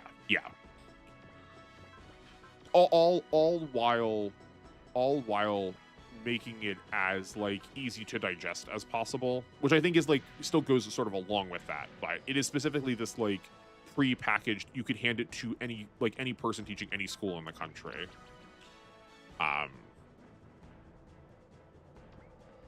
And like when you teach like that, when you expect that kind of like lack of thoughtfulness in your education, you are just going to get like the most reductive takes on the planet.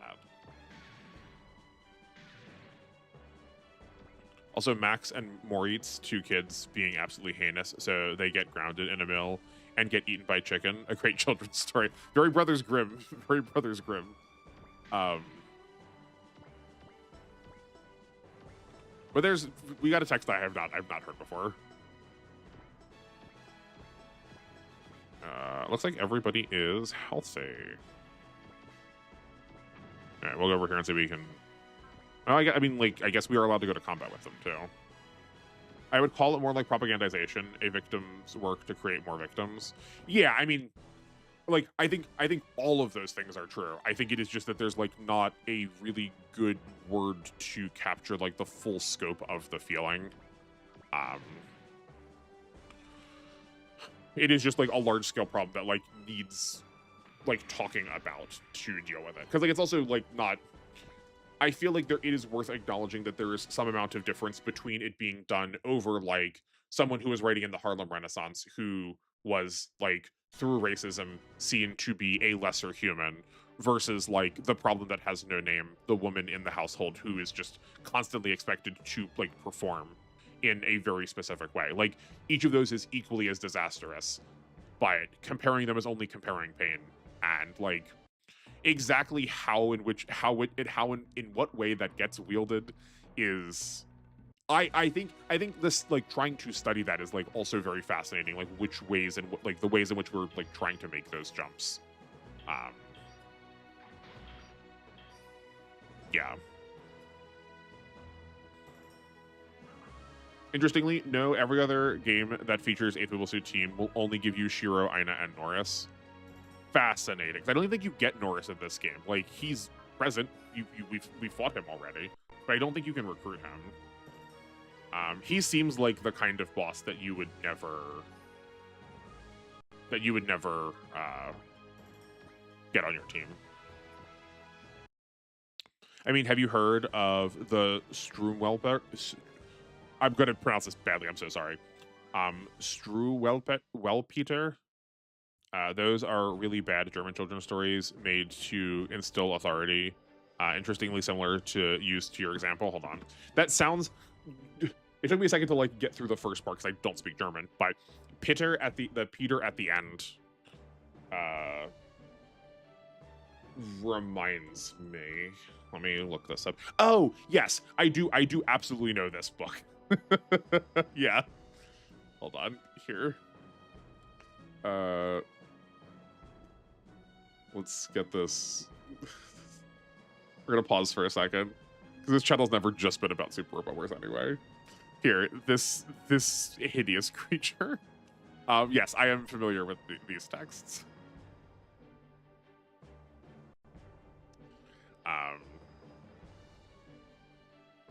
Yeah, I mean, yeah, like there's a lot of children's stories that have that same kind of bent to them, of, like, deeply authoritarian,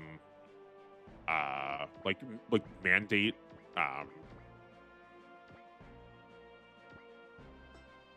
yeah, it's especially because you're doing it really early on. It's, like, very easy to get away with a lack of thoughtfulness on the part of your readers because, of course, they are their children. Yeah, I learned about that in the context of there is a text that's very similar to it, but for, like, anti-Semitic purposes. If that one isn't also partially anti-Semitic, that might be, yeah. No, it wasn't. No, it was a different visual style. But there was another book around the same time that is, like, famous for the, like, deeply anti-Semitic propaganda it was pushing. Okay, we have some new units. I believe these are from Bragger. Also, I'm so sorry. That probably sounded awful on the microphone. I turned my head to look outside quick and my neck snapped. Oh, wait, no, hold on. This is Death Guy? Deathgaia? What is he from? I remember he's, like, really famous on the internet, or at least, like minorly famous on the internet, because he gets defeated by the main characters, and then the villain's just like, yeah, no, they honk, don't they? It's fine. I'm not going to punish you for it. I remember that clip circling around Imgur for a while. And then we have the unoriginal character in the form of Lysiana, I believe is her name. Lysiana. She has a robot that is comparable to the other two original bosses we fought last time. One of the ones that gave us the game over. Good night. Happy hunting, generics. Thank you. I appreciate you being here. I'm glad you're able to join us. It's always a pleasure when you're on stream. I hope you sleep well. Did I not scan that? Hold on a second. Did I scan the wrong one? What happened? Okay, thank you. Okay, we have spare parts and propellant tank. No map attacks. Okay, this is just a regular battleship. That's what I figured. I believe they'll get like a real, I believe they'll get real units later. I remember the woman. She gets pissed if you kill her friend in OG, the Moon Dwellers, using Valor and Bullseye. Oh, neat. Okay, cool. I'm glad she still gets to be around. I was curious if the like characters from these like off-brand, the Neo from Neo NGC get to like actually be part of OG. Yeah, she does. I do remember her being like really angry later. I do think we get like a really really dramatic portrait of her being like upset. She does also have Sniper, which I don't think the game is going to use at all. I'm curious if we do. She has a Hidden Away and Counter. Counter will probably be scary, but the spookiest thing right now is that she has Leadership 4. For our purposes, we are just gonna camp. We have the terrain tile. There's no reason we need to leave it. It's a good safety net. We just need to get more levels into a couple of our pilots, and then I believe next map we will get a real squad, like more squad.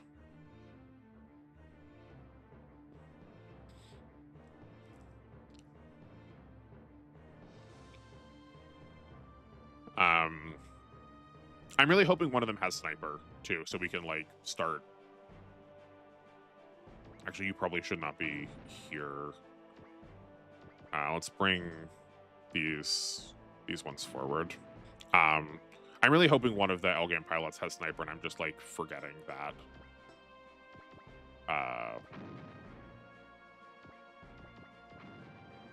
So we can like actually more consistently get access to some more of the generics.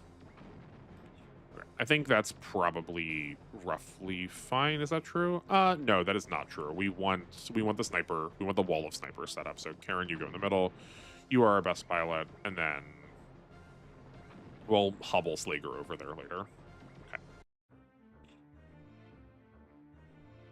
I should check the objectives. She keeps talking. I'm worried this is actually going to be a time count one, but I wasn't paying attention.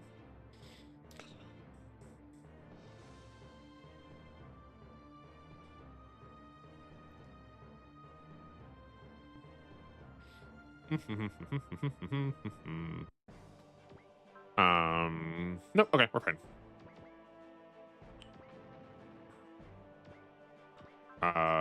Do you have the range? You do. Absolutely bonkers.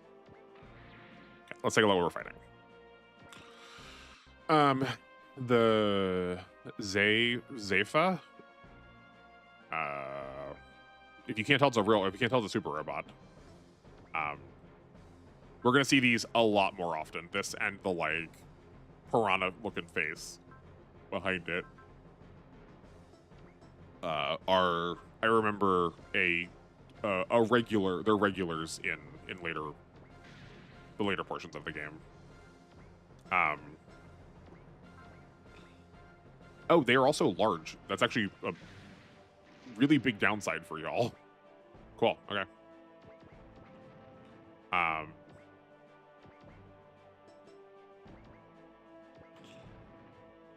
But if you saw the like the no, we can still separate. That's fine. The big floating portal a minute ago. We are about to go to a different world, I believe, which is such a standard plot for these games to try and get some of the series in. I don't hate it. I don't love it. I don't mind the idea of the dimension hopping, but I just don't feel like we need to necessarily be the ones that are going there. Like, I think it's okay if we have these, like, portals that are just sort of opening and depositing, like, things on us at, like, really inconvenient times. Especially because, like, a lot of these series really like to use this, like, what actually ends up being really like contrived timelines for these things to happen. Just like having Solomon quickly turn into a like gate to the Dunbine world. Dunbine's not in this game, but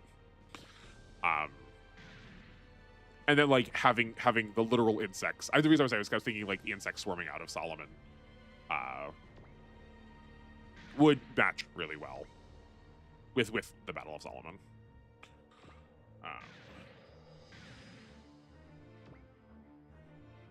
Well, I know we are technically surrounded, but I suspect we can probably take out most of these this turn. We can take out a good chunk of them. I think these are dead in 2 turns.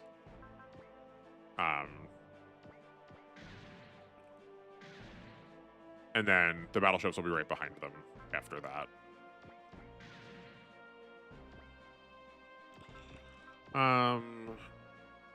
Let's go, yeah, get the sword attack off.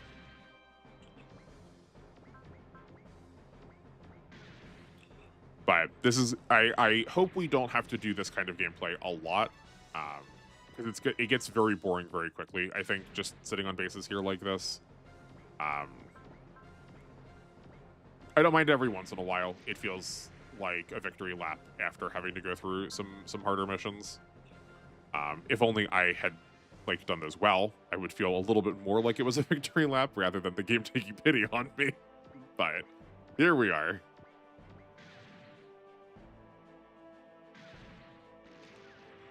And I was also like, if we had already done this before, now would also be a good time to get characters who were underleveled because of like circumstance. Some levels that they needed if we like were not hitting benchmarks that we wanted, but I don't know what those benchmarks would be, so I can't do that. I know I could theoretically look them up, but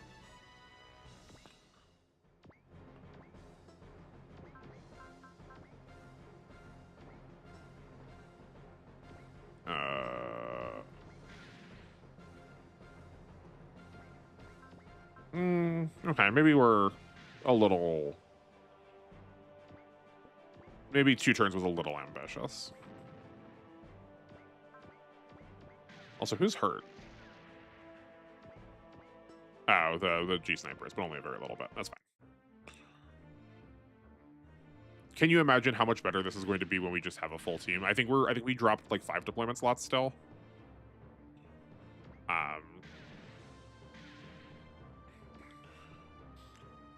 I don't recall there being any other units that separate in this game other than the Raijin O, but if we can get more of those that separate out onto small pieces, I think those are viable for what we're doing. And I just sort of hope that I'm hoping there's one that I'm forgetting that we can separate out, and then we can have like a team of like 25 or something really silly.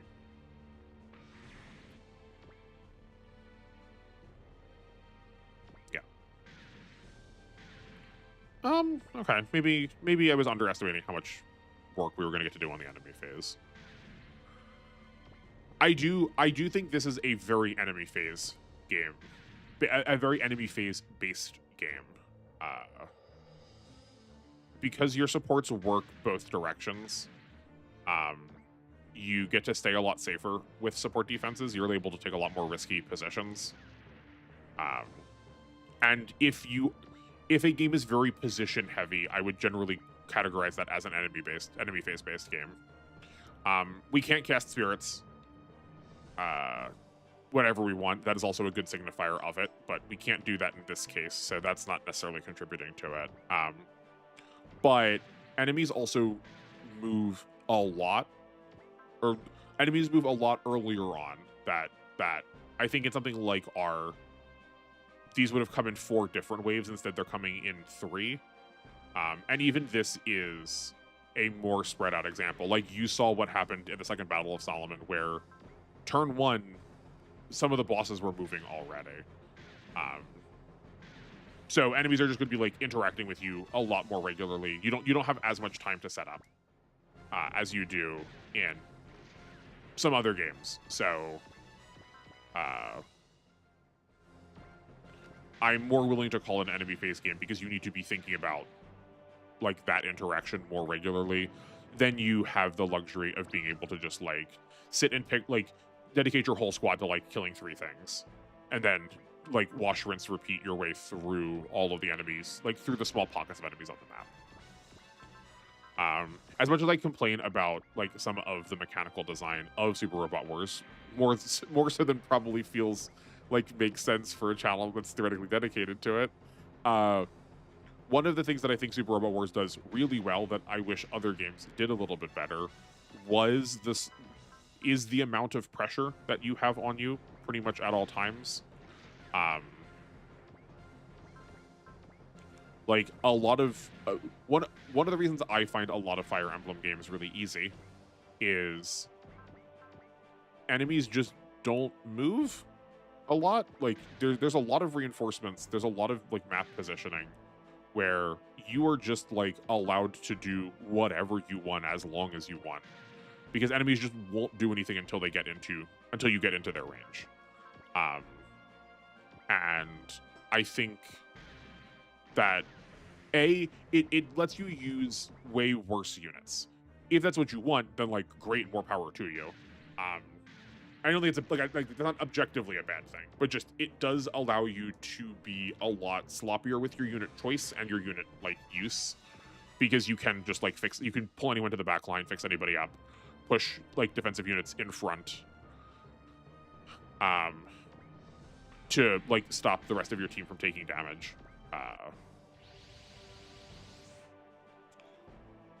Whereas here, like no such luxury exists. You have to always be prepared for combat. Sick. Okay. Well, I was gonna say sick, but actually, unfortunately, we can't use this. This is the other battleship we can get. This is from Dankugar, but it's the Gundol, I believe is its name. The Gundor. I think it's Gundol. I think it is supposed to be an L.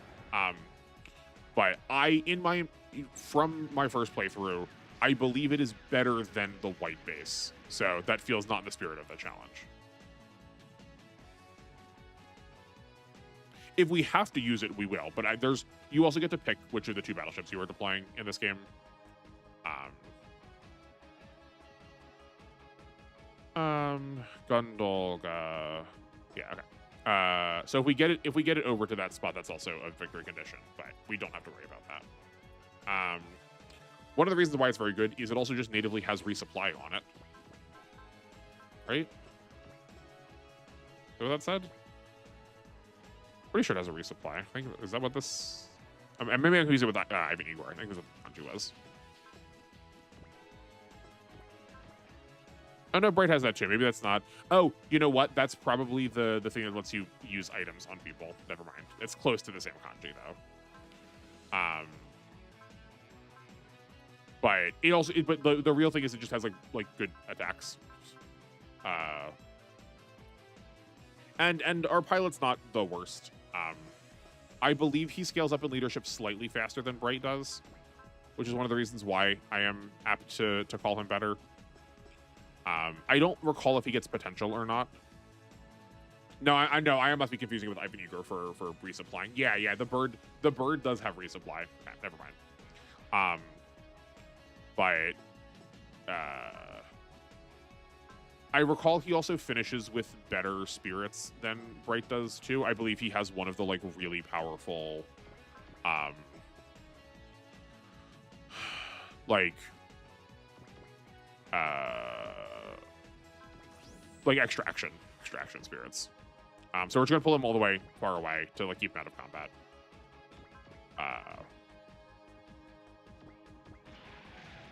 But correct me if you're more familiar with this game than I am. Correct me if I'm wrong. I don't know why we've gone to that like slowed down version, but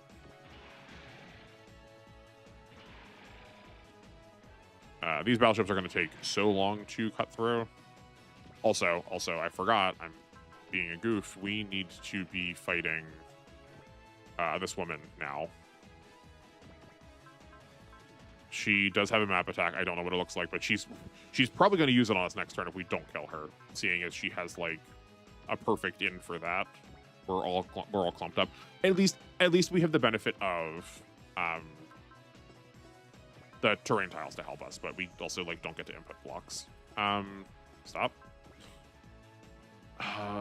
96. Do we? I don't want to miss it.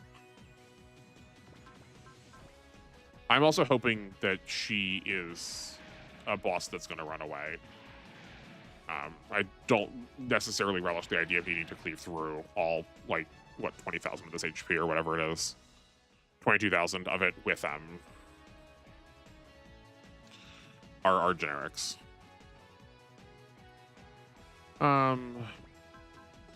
You do have one left, so we should be pulling that from somebody. Here, we need someone to tag this guy and get him out of here. So let's just make that happen now. Yeah, that'll work. I think someone's support attack is just not going to get used, which is okay. This can pull the snipers. Yeah. We're mostly here to pull the sniper's attack. Yeah. Good. Then you can pull the Borrelios. And then the Borrelios can... is the Gunpla in range? I don't think it's going to be. Yeah, it's not. Okay. But that was like that was a decent sequence. We could get like really far out of position to Alpha Beta Gamma. I think that's what we're gonna do, because these also have our like best attacks on them now. Go here. Yeah.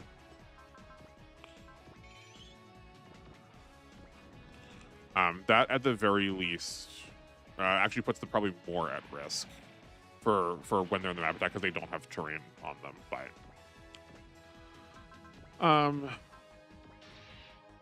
But at the very least, that feels we've done over half our health, so we can surely take her out next turn. Yeah. Yeah. Okay. Oh, she's also starting at 150 morale. That's why. Okay. She does have a repair kit. I'm hoping she's repairing on red and not on orange. Oh, you have the spirit. Do you? Oh, no, never mind. Just the text, like, overlapped quickly there, so I guess I thought I saw another spirit. We should also be switching to weapons.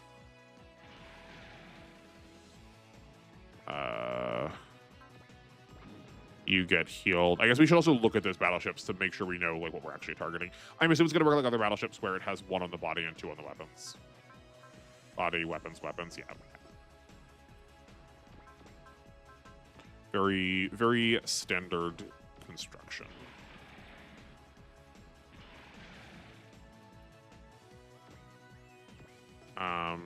Do you have a long enough range? You do. Actually, no, hold on. We're gonna have Kai come in here and hit her again. for nothing. Does it have a defensive ability? Let me look.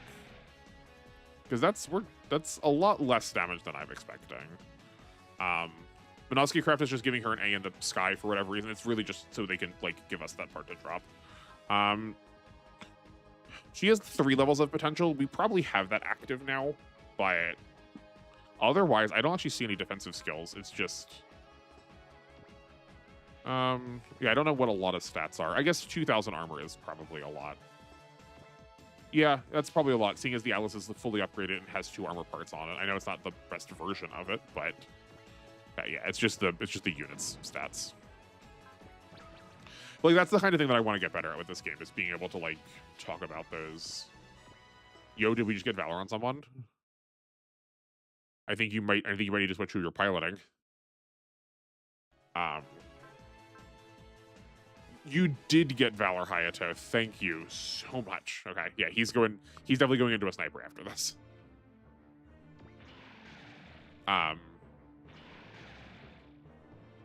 But it feels a little bit harder to do that than, say, in a Fire Emblem or a Disgaea, where everything still works like almost exactly the same, if not exactly the same, between games. Whereas here, you know, it does not feel the same level of consistency to me. So it's hard to say if like 2000 is good here or not, because it's not like, it's not pulling exactly directly on that stat, right? It's not just we're blocking 2000 power. Because there's so many modifiers that go into it. It's so much harder to say. Darn, you did use your repair kit. I was hoping we didn't bring you low enough for that. Okay, I did not realize how our map attack was going to be oriented. That's fun.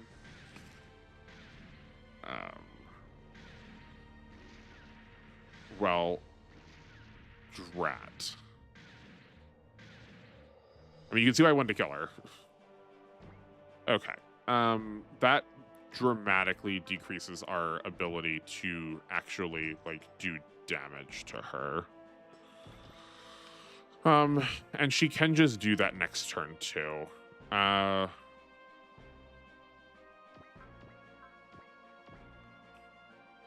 Okay. Let's see where our alpha beta gammas get us.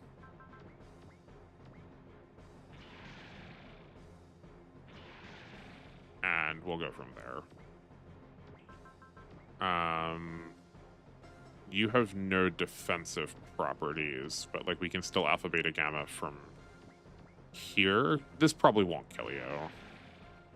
Yeah, close, but. And then the Borrelios can do that too.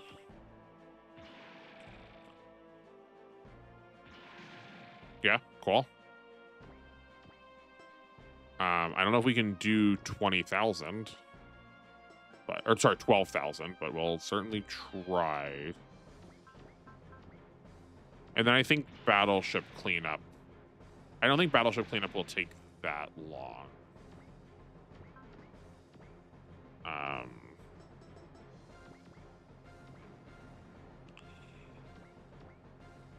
Who can we hit? Oh, this battleship. That does not feel worth it. Okay.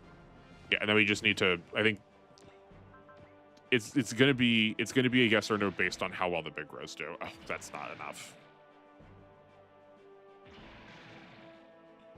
Okay. Yeah. No, we lost so much of our damage from losing those snipers. At the very least, what we've done here is we have like drained her ability to use the map attack again, because we've like taken up all of her energy, and she doesn't have energy. She doesn't have any way of restoring her energy. No parts for it. The unit doesn't have it. Not that a pilot would have it, but she doesn't have it on. Like she doesn't have it as a skill on herself. Okay, so as long as we're below 50, we are safe from her map attack.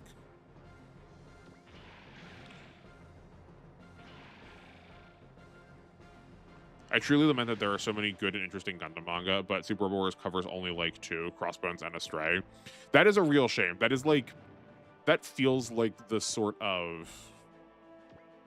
exactly the sort of content that these games would be made to show off. Like, there's so many good designs.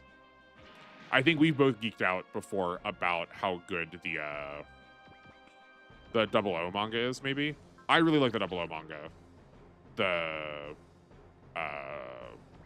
What was that one called? I don't remember now. It's been a while since I've read it. But that it had like the 4 hidden Gundams. They feel like they were a perfect thing for this series.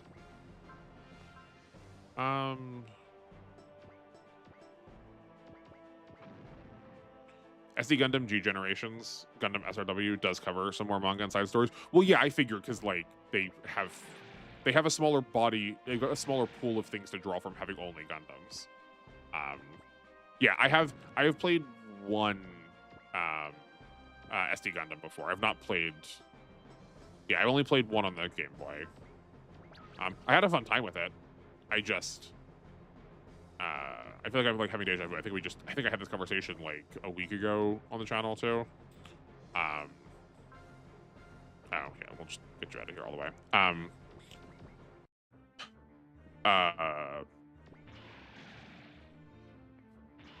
Oh, but that it was it was less transferable because it was like because there were hex tiles. So a lot of like implicit like the intuitive understandings of like movement and range definitely got me a couple of times. Gundam 00F, yeah, that's the one. Thank you, that's the one. I didn't finish it, so I don't know how well it holds up, but I think I got there was like a manga blind box at like an anime convention I'd gone to, and I kind of recall getting it from there, and I was like, oh, sick, I love Gundam, this should be great.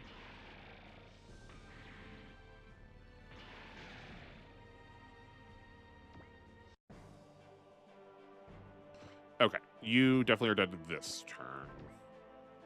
I think we will just feed it to the Atlas, or actually no, yeah, we should feed it. We'll feed it directly to the Atlas.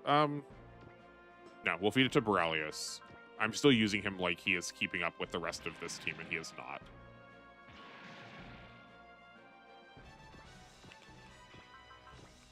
Yeah, but there's so many Heckin' Tactics games to like try and play. I don't know if I will ever actually even get to all the SD Gundams, which is like painful to say, I think. We also got a double. That was my bad. Okay, that's probably dead this turn. That's good.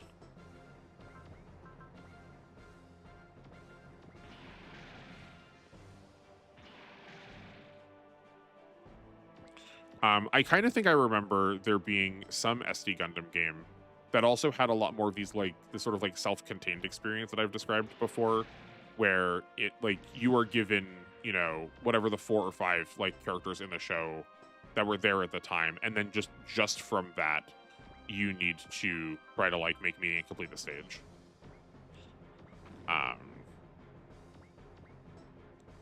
And like that feels potential for a lot of fun. That it does require you to like very much work around the strengths of like what those characters do. It's hard in a different way, right? That's like input hard versus output hard.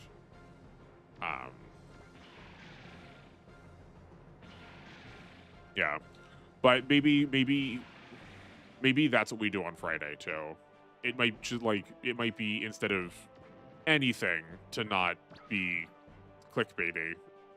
That it'll be like Super Robot Wars adjacent tactics games.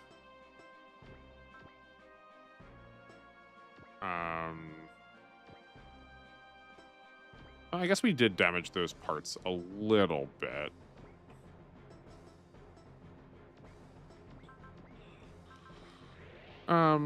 Sure, we will try. Hold on now. Maybe we wasted that focus, but that's fine. It's whatever. Oh, no, they've got 7 range. Okay.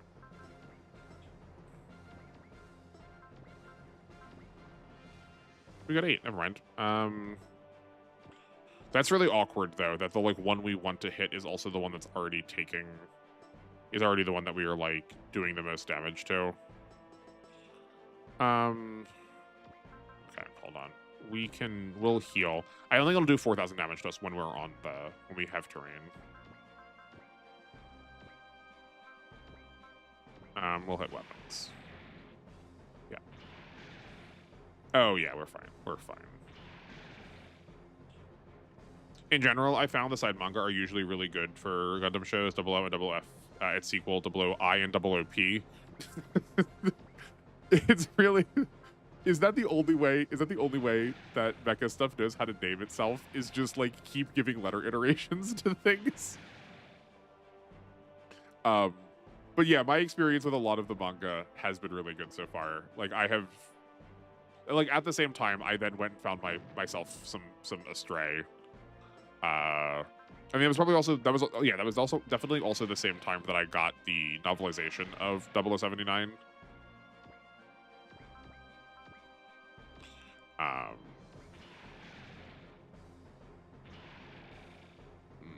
What else? I kind of remember there being like a girls one. It wasn't a Lark NCL. That's a band. It was something NCL.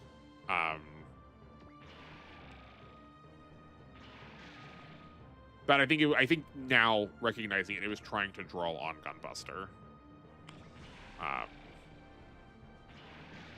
Like somewhat visually too. What else? Oh, I definitely read the Gundam Wing manga. I remember that. I remember quoting it in a high school English class because whatever they had said was like actually relevant to our conversation. I was like, ha, see, anime is real.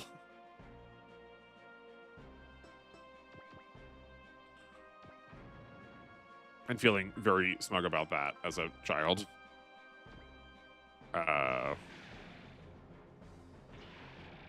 feel like there's got to be others, though. Can't remember, though. I know. There's just too much. There's just too much to do. Old G-Gen games had true crossover stories, which sounds really sick, but obviously all untranslated. And those were typically the GBA and DS games. Okay. Yeah, the one I did play was untranslated. PS2 onward, the focus was mech collecting customization. That tracks. That makes sense to me from what I have heard.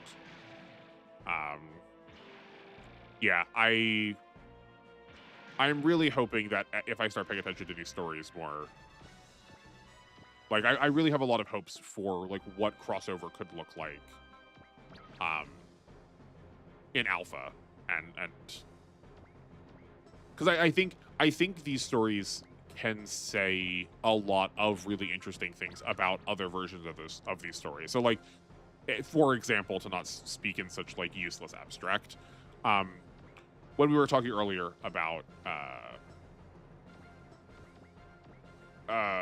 aliens in a Gundam series, that when you like when you put that up against the world of a super that does sort of treat alien as like default other, and by extension good that it is other, that is sort of taken for granted. That feels like that could like produce a lot of really interesting conversations that like the series could know it was saying something. Not that just combining Gundams can't, mind you. It just, if they're not translated, then I can't add another project to my plate, you know. I do miss doing that though. I did have a game, not like one in particular, just there was I did always have a game going at a time that I was like playing through very slowly, that I was doing so just like actively translating all of it for myself.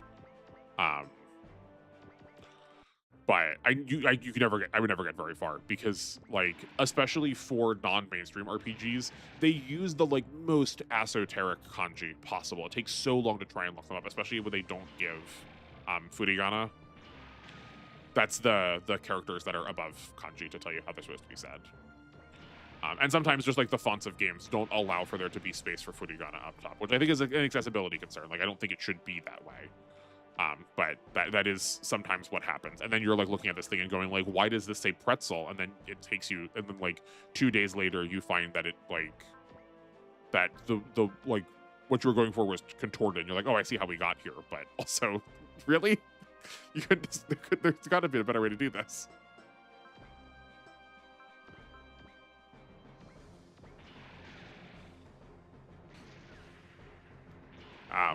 If G-Gen games are where you want to go on Friday, the options are G-Gen Overworld, feature series up to Mobile Suit Gundam Age, G-Gen Genesis, all UC, including spin-offs like Blue Destiny. That would be sick.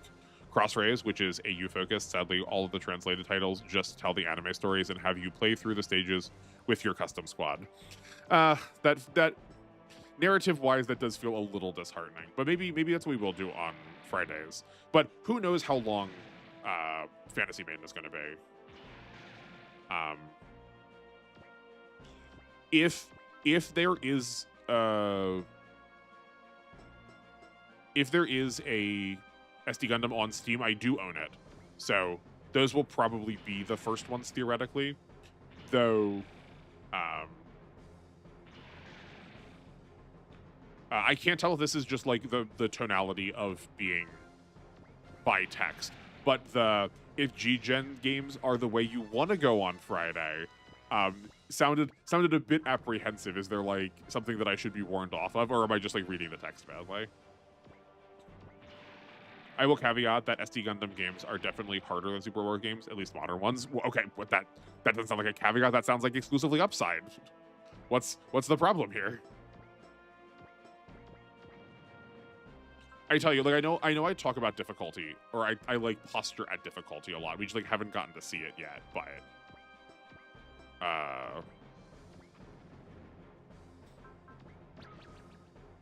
if you can add difficulty, I'm gonna. I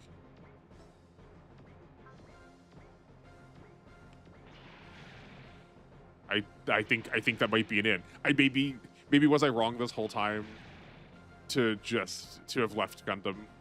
I should have just stayed with my original series, and now everything would have been fine. I only typed it because I didn't want to assume or push games. Oh, okay, no, I appreciate it. That is like definitely the other reason, but so I figured I would ask. Like maybe, like for all I know, maybe they're also just all of like we can talk about all these things really good in the abstract, and then ultimately all of them, the modern ones are like, yeah, well they're hard, but once you get past the first like 5 scenarios, they just end up feeling like why again. Like I don't like. I had a good time with why. I'm not saying this as like a detriment to why, but like. We don't necessarily need another instance of this like really long filler patty games. Like maybe that was the caveat I was worried about.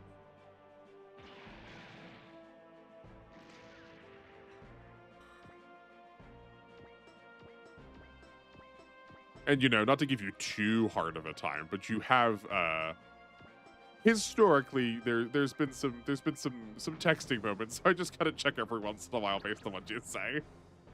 I do say this entirely jokingly now. You can. Oh, I keep forgetting to do this. That I need to put all of our spirits on at the end to grant this.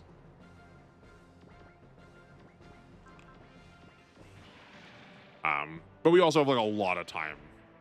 Yeah, we still have a lot of time before that comes up anyway.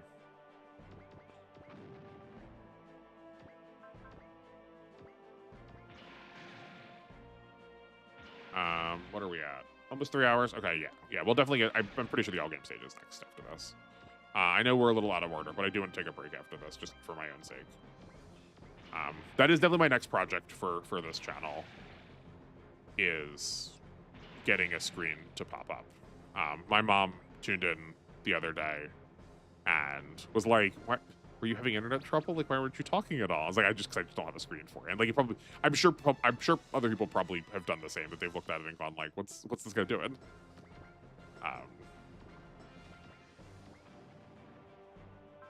I have a really ambitious idea of what I want to do, and that probably won't come for a while. I can make like a halfway stopover measure, and then in a way that's convertible into what my idea would be. We can go to right angle to do this.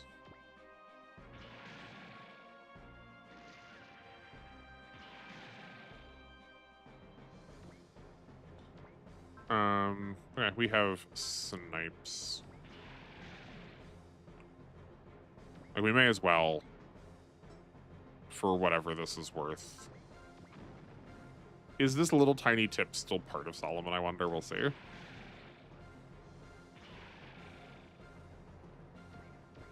No, it's not. Okay. Honestly, thank goodness. There have been some really goofed up terrain tiles in these games where it's like 7/8 of this picture is tree. What do you mean this doesn't count as a forest? So, and then we also have that other circumstance where it's like this is mostly like regular ground. What do you mean this doesn't count? Okay. Oh, your mom hopping in is cute. Yeah, no, it is. Both my parents are very supportive of it, but she'll watch every once in a while to see how I'm doing.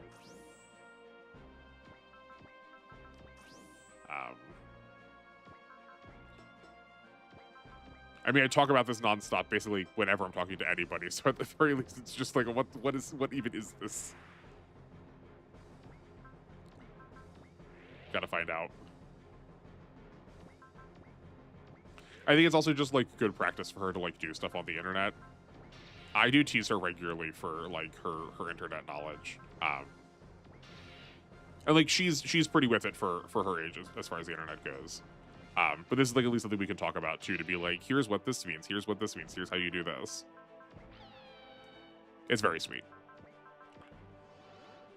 Yeah, Israel, I do think it's a rarity, especially in like this kind of space, to have your parents be supportive of like this hobby profession thing. Because I feel like every other YouTuber that you talk to is like, oh yeah, no, my parents don't speak to me anymore because they like don't think that this is worth anything. In the middle of this, we did get like 4 pilots their SP ups, which is absolutely ideal.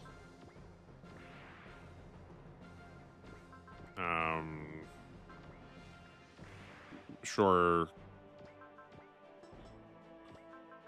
We probably would have all of them at the bonus now if I remember to do it more. It matters especially for the Gunpa and for Sanders, to get access to more snipes. I do think it is enough math such that we will get 1 more snipe if we do it. Oh, that's not right. Oh, that's really dirty. I wonder. I don't feel like we probably should use that, but we could combine to move some people around, right? Because that moved the Borelius in a way that was favorable to us. I don't know if I want to do that, though. Also, this is really interesting. So because we used Snipe, not only does Snipe let you attack down into parts when you would be attacking the body, but it did let us, where we normally would be attacking a body part because we are too small, let us attack one of the other parts, though, the control, the weapons, the engines. We were able to attack the body because we had turned Snipe on. That's a like good thing to know. I don't know how often we'll get to make use out of that, but it is definitely something. Speaking of those body parts, I did learn the other day that front mission works like that. So if you like this particular style of gameplay with a much more serious tone, it's much more like military, like World War I, World War II style game. You could play front mission. There's like 7 of them, I think. I hear they are very good. I have them on my computer somewhere. Actually, does someone have? Oh no, we spent all of them in a way that was silly, so that's fine. There's that for you. Yo, Sanders also got Valor. Okay, yeah, this was a really good stage for us in terms of like character growth. Not the manga. Sorry, what happened there? Not the manga you were on about, but I need Gundam Battle Operations Code Fairy to release on PC. Gundam game focused on a squad called Fairy Squadron, a secret unit under Cassilia during the One-Year War. That seems sick also. I think I need that now too. What is it normally on? Is it just a phone game?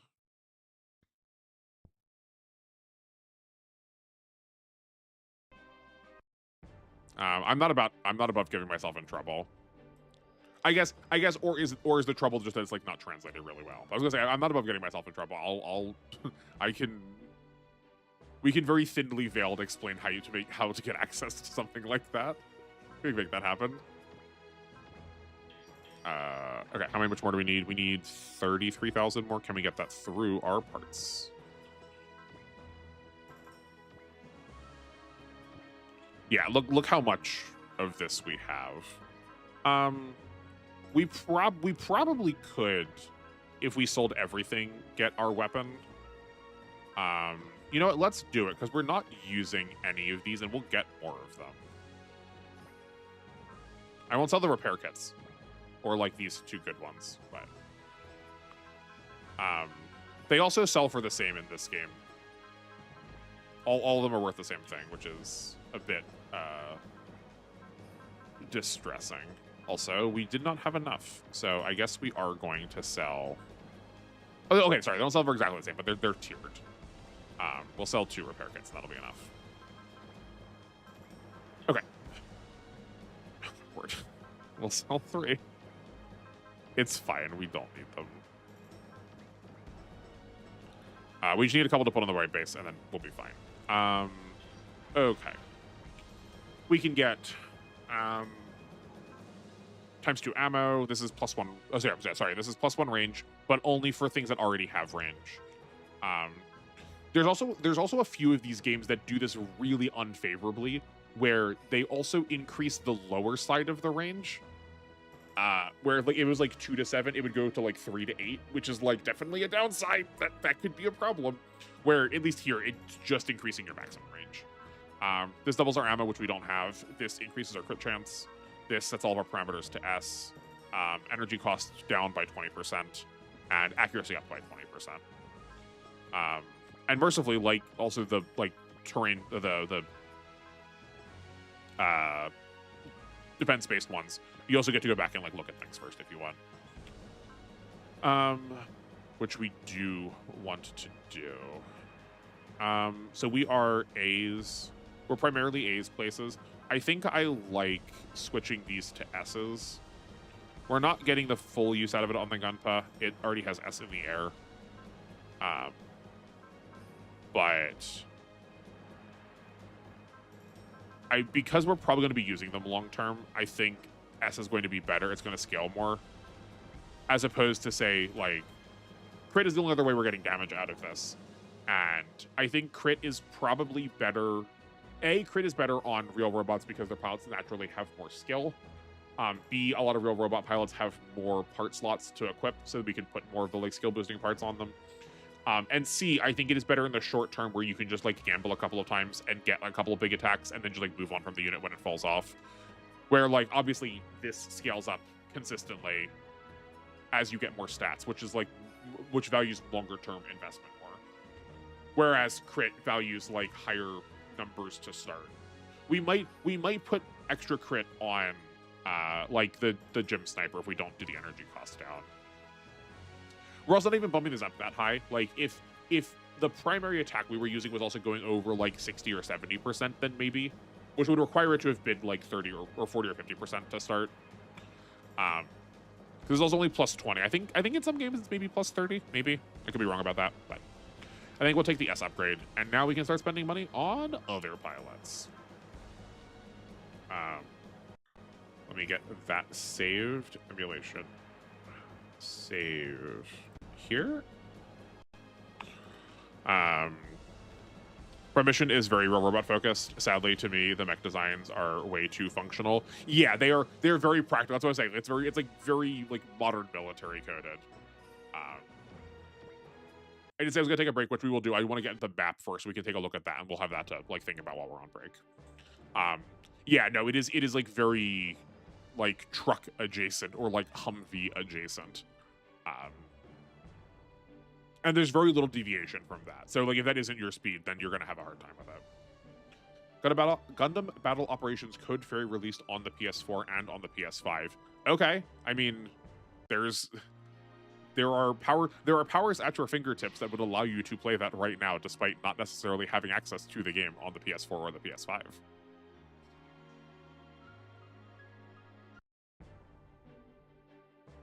And it's also not that hard to do. I don't know where the state of the PS4 one is right now, but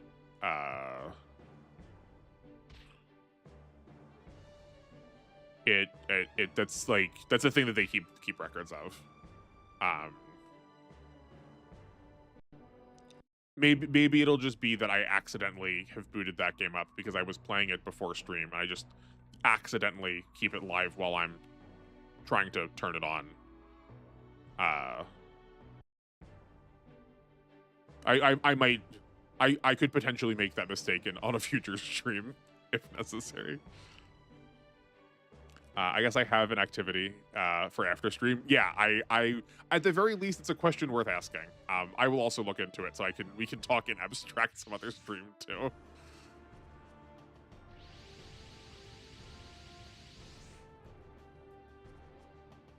Especially for the PS4 now, because like we're almost getting to the PS6. The life cycle of most things for PS4 are if it was available for it, that's the life cycle. If it was available for the PS4, because of the life cycle of the PS4 basically being non-existent now, you can probably find it someplace. This was also a stage that I was thinking about before. Okay. So we have these little like goofy cone head guys. These are like the Zaku equivalents for this game for L-Gaim. And then I don't know what they're called, but I'm pretty sure this is the portrait for the Bat Shoe. This is like a very standard enemy we're going to be seeing a lot. Yeah, this is the Bat Shoe. It does not look nearly as impressive as it does in Y. It just has a beam coat small too, but that will punish us pretty badly. Fortunately for us, they can't change terrain, and they have an S on the ground, but they fly. So we're not getting the worst version of them. Those pilots have no skills, and it just has a beam coat small. We probably aren't going to get to see these map attacks. We're probably going to kill them before they get to 120. But I think these map attacks are just lines. They might have a little bit of that like flared base. But the Buster. Oh yeah, isn't this thing the Buster Rancher? Monster Rancher? The Buster. I think it's supposed to be Launcher. But it's spelled Rancher. Is the like spooky part of them. They are similar to our snipers. That can also perform like fine close combat attacks. And then yeah, here are these little goofy guys. Look how silly they look. It looks like they have a dunce cap on. The Alons. Hopefully we aren't going to be forced to use those. But we have access, like the Bat Shoes are common enough that I think they're generics to me. So we'll be putting people in those if we have them. Okay. Cool. I think we're going to be able to clear this pretty easily, assuming... I think probably there's going to be another flag somewhere. The only real pilot is Gablai. He is... I mean, you've seen him... If you watched Y, you've seen him in Y. But he is a primary protagonist, or primary antagonist for a large portion of the series, and therefore a large portion of the game. Best part about the game is the squad mainly uses Zaku's Ifrits and upgraded Camphors. That is really sick. I love the Camphor design. When I bought models, that was like one of the first models that I purchased. Also, can probably tell from the name, but it's an all-female squad, which is more reason for me wanting to experience it. Yes, yeah, I figured with something called the Fairy Squad, it was probably mostly girl-coded, which is also why I'm excited. I think Gundam. Both the Gundam as a series and Gundam as a world tends to treat its female characters with a lot of respect, which is to say sometimes not well, but like in not a fan servicey, like it's okay because it's a realistic way to have it, so it's okay that they're getting abused. Like there's a lot of very realistic stakes that a lot of our characters get put into, and they get to seem like actually real people. So I'm 100% here for it. So make no mistake, I'm invested not just for you, partially for you, because you're here and I want to provide information. But it's definitely something I'm going to look into for my own self too. Because like again, more Gundam content always better. I will leave the screen on Gablai, but we're gonna go on a quick break. So do all the stuff you got to do. I'm gonna go to the bathroom. I'm gonna go get a snack, go get some water. If you haven't taken your medicine yet, please go do that and meet me back here in like 5-ish minutes. I'll see you then.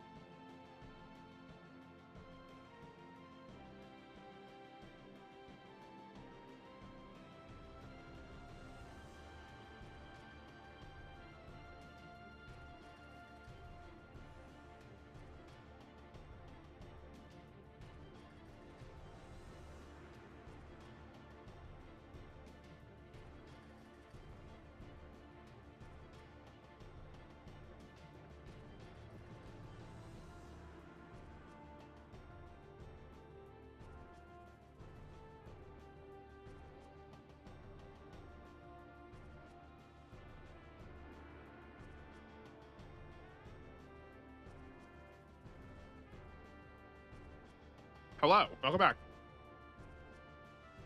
That makes sense. I got windows open. It was 66 out earlier. And I'd been sitting here long enough that I'd like warmed up the room. But I just look at the temperature and it's 50 out now. It's chilly. Okay. Oh, yeah, so we don't even have the white base now. I'm sure there was probably a story reason for it. So yeah, like we have to use the Gundal. So like if we have to use it, I'm not gonna like avoid using the battleship because it's gonna be too much of butts with how AI targeting works here. But could this, what is this doing? I would like to see, thank you. The actual like portion, no, that zoomed in partially. So let's just do that again.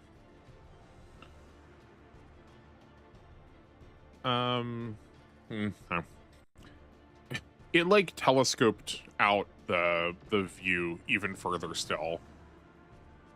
It's showing me back to like almost a day and a half ago now. I don't understand what this thing's doing. That was not the right move. That's fine. We won't see combat, so it'll be okay. Also, it just clicked to me that you aren't using the English patch. It shows how much I'm paying attention. I mean, there's so much less text on the screen, and like if you do it, if you're with me long enough, I also just sort of stop paying attention to it. That reminds me, though. Thank you for saying that. I need to leave myself a note because I did say I was going to use the English patch for W. English patch. But not that we're running out anytime soon, but there isn't a lot of games that scratch the Super Robot Wars part of my brain. It's really Super Robot Wars G-Gen. The last title is a mobile one. Fantasy Maiden and Battle Moo. What is Battle Moo? Is it all cow themed? Is it a Barnyard Bonanza? Blitz, a Barnyard Blitz. That's even better. But yes, agreed. I as much as I like tactics games, right? Like I said, if Super Robot Wars didn't exist, and I guess I didn't know, I wasn't playing like SD Gundam, I would be playing Fire Emblem. But like Fire Emblem feels different enough to me that it scratches something different than Disgaea does. Like one will not substitute for the other. They're equally as good. They're just good in different ways. I recently found a copy of Unicorn Overlord for really cheap, and I really want to get back to those style too. My first iteration of those was Soul Nomad and the World Eater, though I believe there is an older series that uses that style of every single one of your units is actually 9 units, and you have a small little like 3x3 grid internal to your units, and depending on like what row they are in, they can like do different types of attacks, and like some units can go in some rows and some and they can't. It's really fascinating. There's a lot of really interesting nuance to it if you haven't played them before. I would say like it's a halfway home between something like Advanced Wars, where everything is generic and you don't have anybody that matters, and something like a Super Robot Wars or a Final Fantasy Tactics or any of those where everyone is a hero. Well, I guess Final Fantasy Tactics is not a good example because not everyone's a hero in that, but like Super Robot Wars or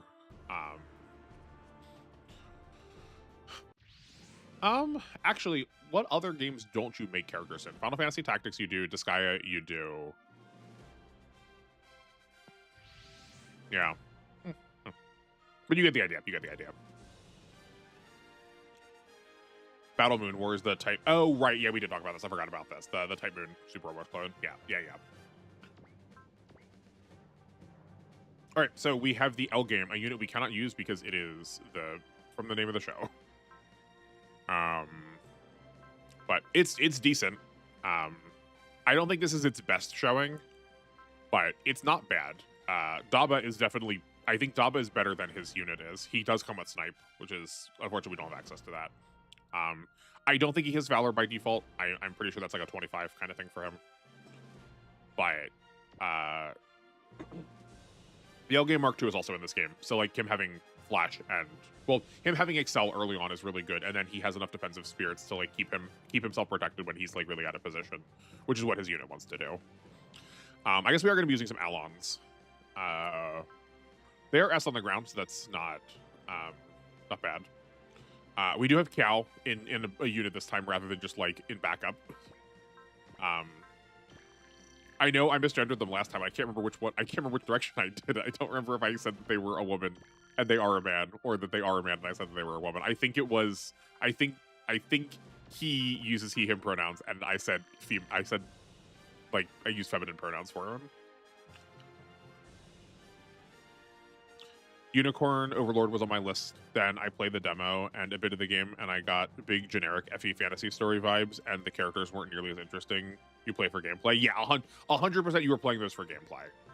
And I'm not surprised that the story felt more generic, seeing as so much more has to go into trying to balance units, because like one unit doesn't have one function, now it has like 3. So like anything that needed to get balanced before is now just 3 times harder gameplay wise. And that's at minimum, because there's also a lot of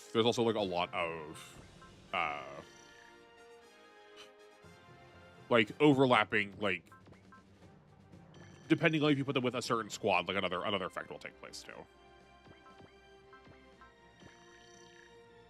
Which I feel like isn't normal the case for Vanillaware. See 13 Sentinels or Odin Sphere. Yeah, Vanillaware is usually landing.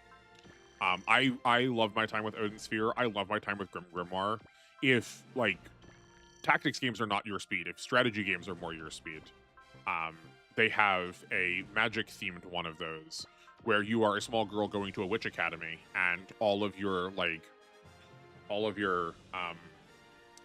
unit deployment stuff is through like magic grimoires, and then you're like deploying fairies or like goblins or dragons and whatnot.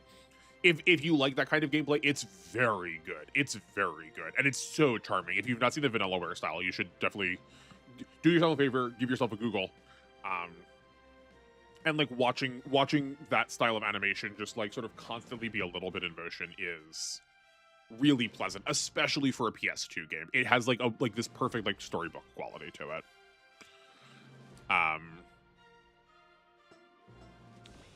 They did another like beat 'em up game too that was like pretty decent for the little time I got to play with my college roommates. And I think Lassie is better in this game than she is in Y. I don't know how good she is overall, but we're probably going to get a lot of use out of her because I think just the L-Gaim units are like not half bad. I'm going to leave Daba up in the corner. We could have him join up with the battleship and just put him in it for safety's sake, but I think all these units are pretty far enough out of the way of seeing Daba as their first target that they'll probably latch on to like one of our other characters that's closer first, or just die trying. When I play a game, I need everything to be hitting, capturing me. I can't skip the story and put up with a bland one for good gameplay. I know some people can. Yeah, I mean, yeah, like that. I think that's totally fair. I am exactly what you've just described, where if something is if one element of the game is firing on all cylinders, I am willing to overlook a lot because of that. Like, obviously, I would prefer a like fully integrated game if possible. But I do understand that point where, you know, you need the whole experience to be a complete experience. Which is, I think, becoming like harder and harder of a task as we keep making really big games with really expensive budgets with really overworked staff members. Is that all of them? I was trying to do the reverse of whatever the meme is, which I also just can never like remember the full language of.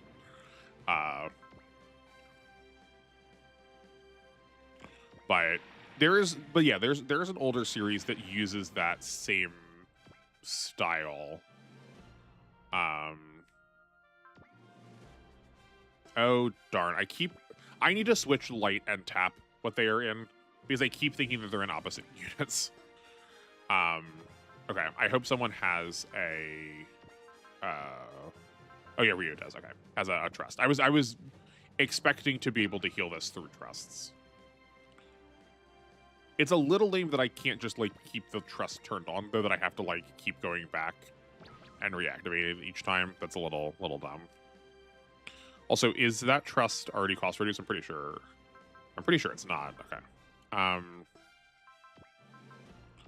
That will be nice if we can get that priced down.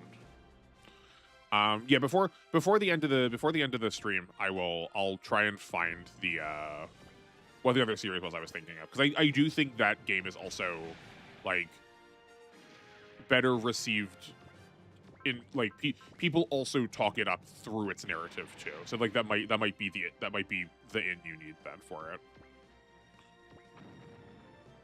It might be Landgrisser. It might be Growlancer. It might be Master of Monsters. It might be Ogre Battle. I can't remember. There's so many. It's also like so easy to make a tactics game. It's not easy to make a tactics game well, but it's really easy to make a tactics game. Right? Because like all you need to be able to do is draw. Like you don't need to be able to animate necessarily.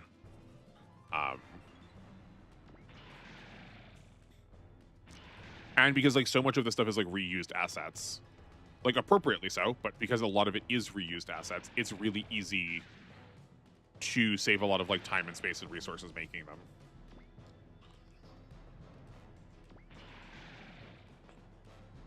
So, and like like the SNES is replete with like forays into that style of game, and a lot of them just didn't follow through because there was like a lot of mechanical density to them.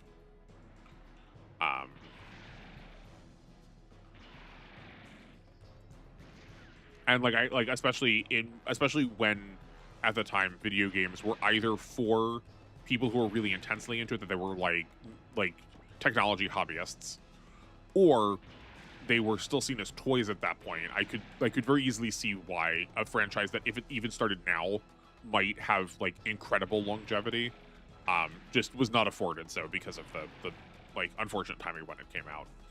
A couple of these Allens are like way harder to hit. Do we have real pilots in them? Oh, we do. Husha. Oh, just that one. Okay.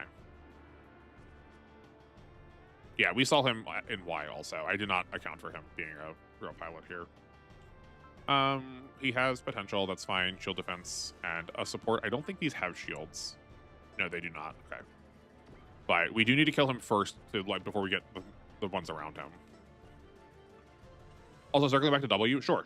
Yeah, W and UX, IMO, and to many people have the best melded together worlds of any games. Truly takes advantage of being a crossover game. Sick. I look forward to that. Yeah, I continue to be very jazzed about W. Which I guess is also a thing I need to do today. I've got a lot I got to do tonight. I need to make sure, as much as I need to make sure the patch is there, I like probably also will play the first scenario a little bit just to like make sure everything is working. But what I was thinking of specifically was I need to figure out what the emulator is going to look like on stream, because of it being a DS, it's gonna be a little wonky. Well, like not like we can't change it too, but I at least want to have somewhat of an idea of what I want it to look like when it's gonna look weird to start. SRW games that do not meaningfully do relationships between characters from different series or don't meld their series list world together fail fundamentally story-wise for me. Yeah, I mean, yeah, I think that is the core promise of what we are, like, that is the core promise of what's supposed to be going on here. So if everyone stays in their little boxes, or we have these little like bottle episodes where we see the crossover for like one instance, and then that character just gets like shunted to the bench, and then you never like interact with them again. Yeah, that feels like heinously disappointing. It's why I can't get behind X or 30. V cheated by having 3 different worlds.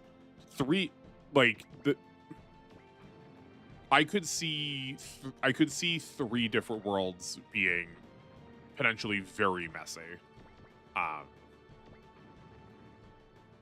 That feels like it's very easy to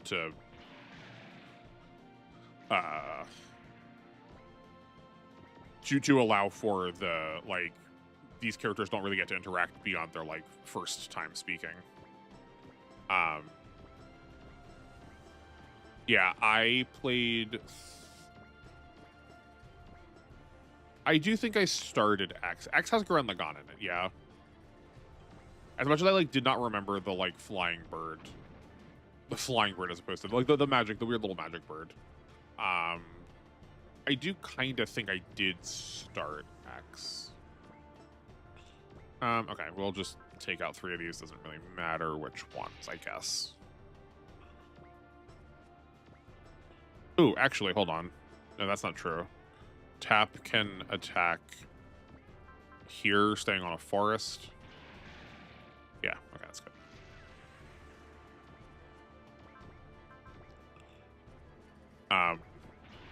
Yeah, sometimes I wish I wasn't this way, just to be able to like do also get Valor. We're getting Valor, so yeah. We're all getting this like right around the same time. It would have been great to have seen it sooner. That would have been really helpful, but can't complain we have it now. Yeah, I do really wish, or no, I don't really wish. There's definitely sometimes I wish that I had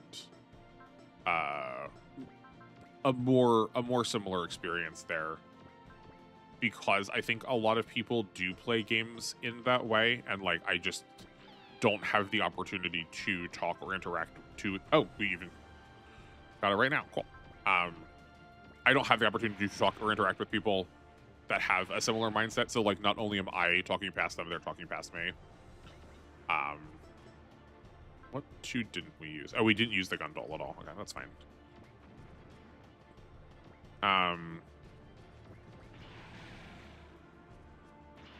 Okay, like I said, we will use it if it's here, but I'm not going to select it to it. Or like we won't farm it off. And then we won't farm on it. And then the other one we didn't use was the L-Gaim. Great. V had the new correct Sentry Earth, Anno Domini Earth, and the UC Sentry Earth. Which, yeah, I get merging those, but hard. Yeah. But one, that is the point. I mean, yeah, also true. And to pick different series. Yeah, right? Like, yeah, no, I'm 100% with you. I probably should have like waited to react to that once I got through the whole sentence. But yeah, like, you are the one signing up for this, you know. It's not my fault if it's hard. Like, then don't have pick something different. Then don't have done it that way.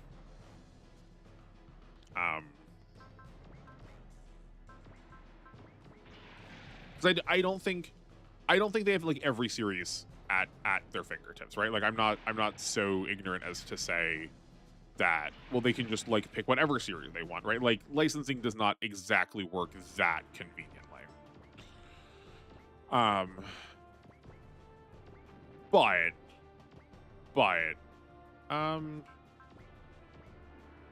You know, we might actually start moving the L-Gaim down. I am kind of worried that we might have a second flag because we haven't seen one yet, and that something else is going to show up and start attacking the L-Gaim. Sorry, I got distracted. Yeah, like I don't think every series is at their fingertips, but I'm sure they probably have more options that they can pick from than just the couple that they got. Especially with like a long enough time planning behind it. From what I understand, time was that people like actively wanted to be in the series because it was like a really big deal, at least as far as in Japan goes. Where I don't think people are clamoring for it now quite as much. The advantage to that, though, is you get to record you're experiencing some of these for the first time. But yeah, that feeling of exclusion can suck. Yeah. I mean, as far as streaming it goes, I think no matter what it is, recording it for the first time will be fun. And like I don't necessarily mean just like with these games in particular. I mean just like games in general, where I tend to play games for the gameplay, and if I want story, then I will just like read. As evidenced by our conversation earlier, that like I am no stranger to literature, which is also one of the reasons why I also say I don't have time. Another Valor.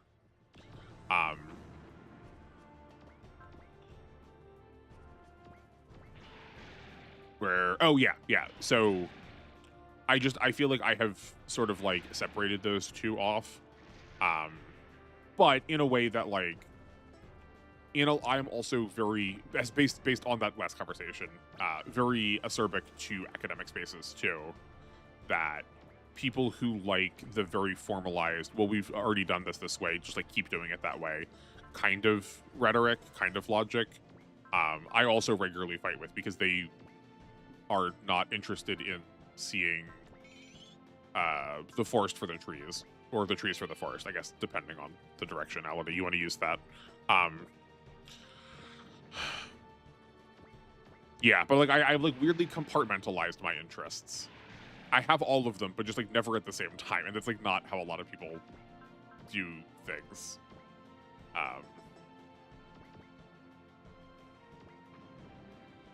But it does let me do. Oh wow, we do so much damage now. I did not think that was going to hurt that much. I figured we were going to do a lot. I should have realized that with the damage upgrades, we are like really kicking butt with them now. Oh yikes! That wasn't even Gabalai. Yeah. Okay. Nah, we're fine. We're fine.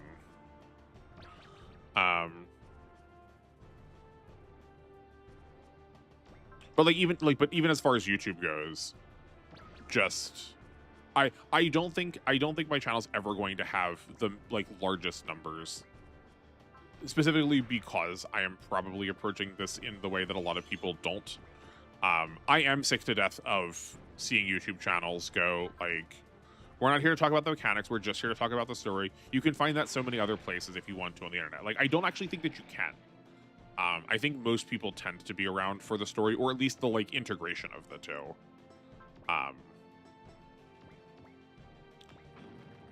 But I don't know. What can I say? That's how my brain works. I'm not stopping I'm not stopping anybody else from doing it for the story reasons, or for the combined reasons. So, but it is just like very noticeable to me when I try to have conversations with people who think of we really did line up right for that. Never mind, we do get to see the map attack. It is just really noticeable when having conversations with people about video games, especially like in my board gaming group. Just that we're like, it feels like we were talking about different things at some points.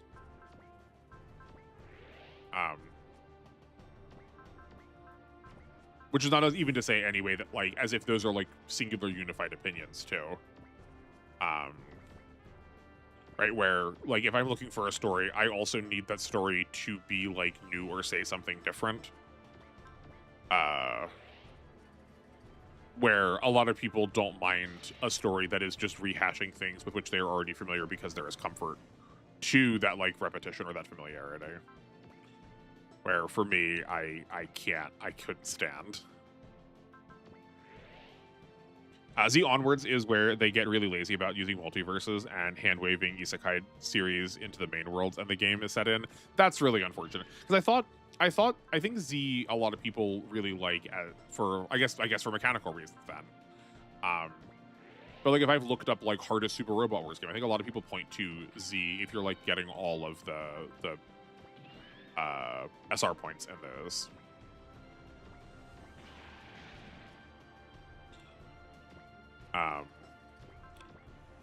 I wonder when they came out. I wonder if that's like also around the time where the isekai just like sort of took over the space that is anime. Like how close to SAO is Z? Because that might be our answer. As far as screen setups for W is concerned, could set the two screens up vertically side by side instead of the traditional vertical. Yeah. Yeah, I think that will probably be the answer. Just because I also like have a hard time looking at it vertically. And like I think that like that will just like fit the size of the computer monitor better. But I do also just need to figure out how to do that too. And some of those settings are like buried in stupid places in menus. I'm sure there's a good reason for it, and I'm sure I don't know it.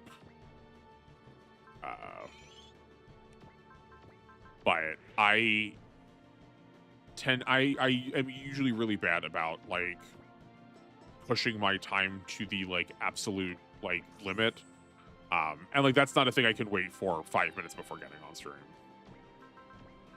I gotta like actually invest time. But I need to do that. My pages are blowing around in the wind. I need to like look into that for a new computer too, or for like new internet. Like what? And maybe I'm just like using the wrong internet browser too. Like that might help with some of this like chugging or like dropped frames. Because like that feels like to me a good reason why I wasn't finding in all the other conventional ways a problem showing up. Like if I like tried to scan my computer or call my internet provider and they're like, nah, sorry buddy, everything's like tip top on our end. Maybe I was just using a bad browser. SRZ was 2008, SIO was 2009. I mean, is Super Robot Wars the reason why we have isekais as much as we do? But was SAO 2009 for the anime or for the web novel? Because wasn't the novel first? Like, didn't they make the anime because the novel was really popular? Okay, good. Glad we did that. That was a easy one. I think we will.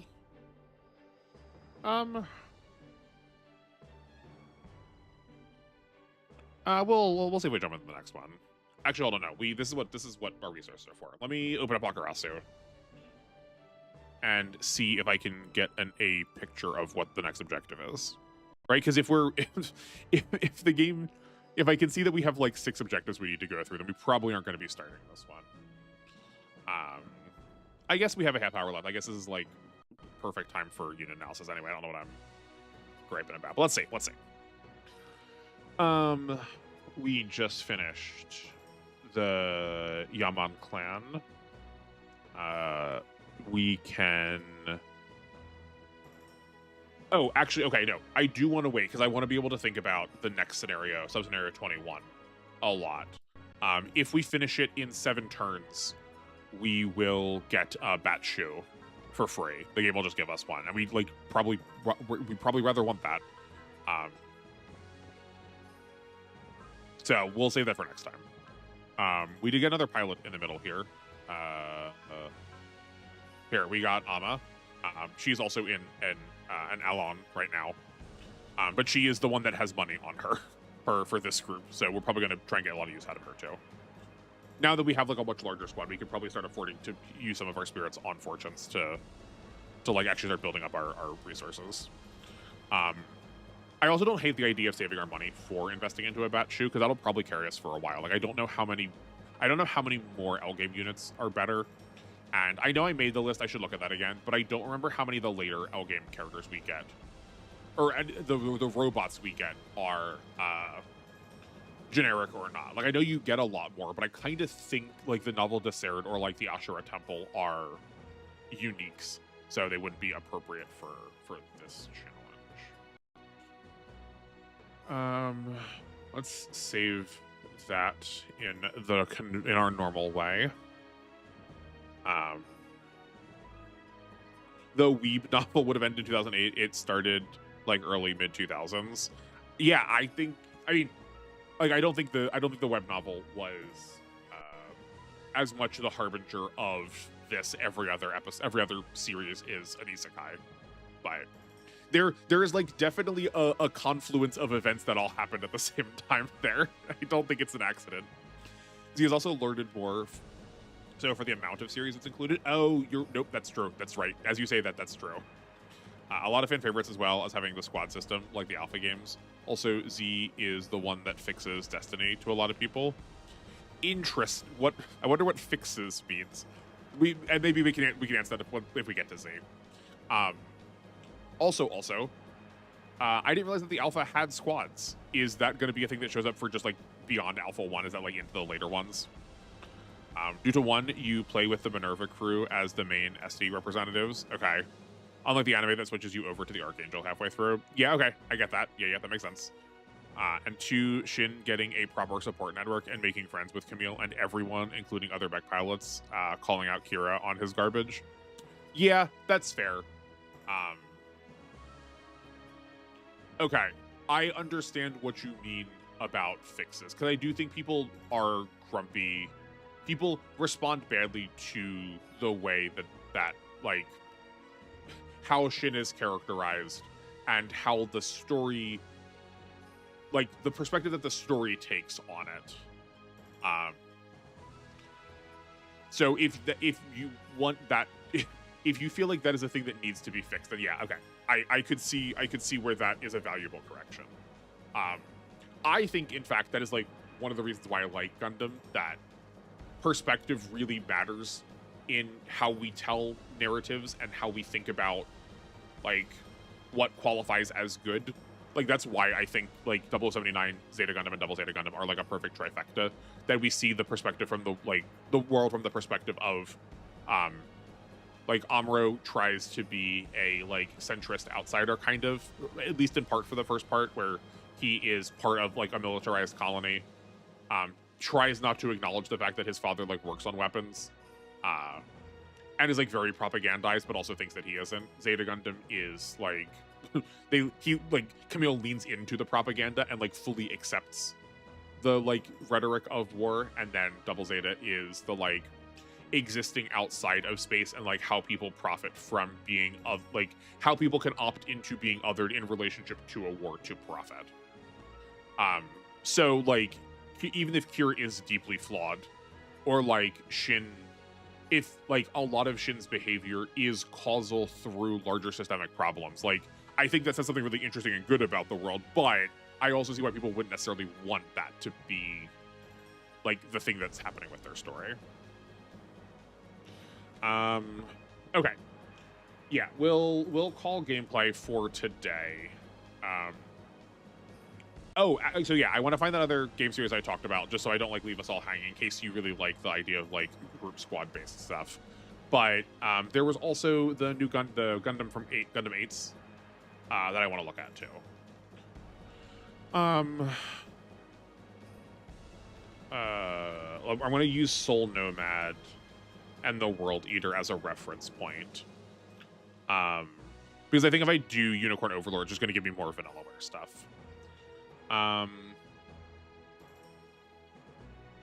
Okay, yes, it is Ogre Battle. Ogre Battle, March of the Black Queen, and Ogre Battle 64, which are very well-regarded games, have this like 3x3 grid for each of your units that you make small little teams inside each unit.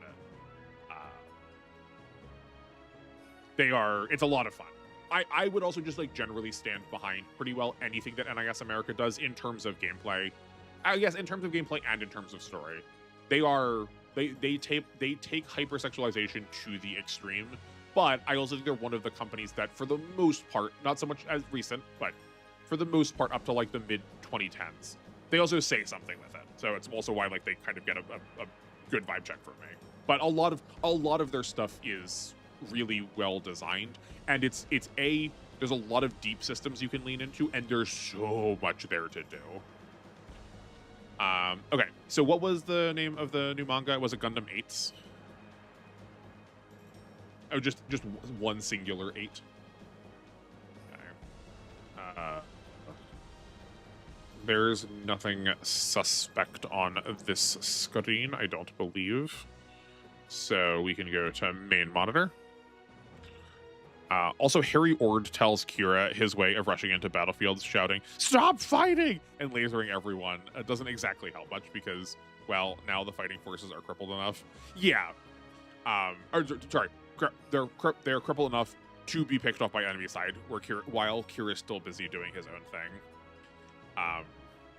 The game does not hide its feelings on Kira, and like that's good too. Like I like that it's willing to take a stance on that, but if like I don't feel like I needed a thing to do that for me. But yeah, right. Like Kira has a strongly rooted savior complex because he was like afforded power the privilege of power that he gained through kind of just like happenstance or him being in the right place at the right time has led him to take actions that he gets to dictate the lives of other people. And he doesn't see it in the way that probably a like regular person does. So I don't mind the idea that they're like trying to deliberately show it from the other perspective to make clear that point. But, you know, I think it's also very easy to, I think you could like probably pretty easily see that if you're like willing to accept all of the text of the story. Also, I do think I was on this, I think I've looked at this before because I kind of remember this art style for these panels.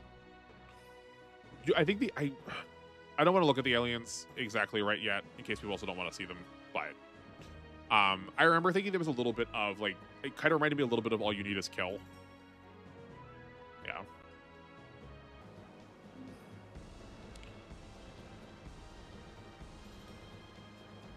That was weird.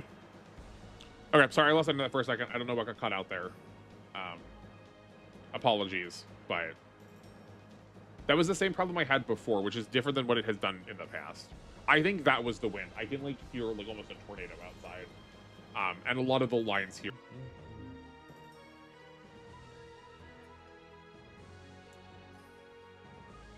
Okay, we'll see what we get to actually hold on to at the end here. Because when that notification keeps popping up, I suspect there's probably something with a power line that got like snagged on a tree from a wind gust. Okay. It is funny you say that though. I should have said this at first because when you were like the world has like a couple of people left on it, I was like that really codes as IBO to me. That feels really fitting with the one to try and use the 72 demons of the Goetia to like identify mobile suits. Yeah, interesting. Also, mech designer is Kanasis, who does amazing fan art like Gundam X Death Stranding. That's a really cool idea. And a really cool Gundam Thorns design. Okay, I guess that's what we can do today. We'll pause on Code Geass, and we'll take a look at these. I'll look at the whatever Gundam.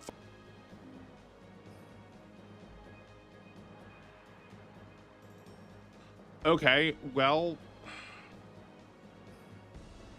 I don't know what to do. So I don't want to say anything. I don't want to like do anything important. This is gonna like keep happening.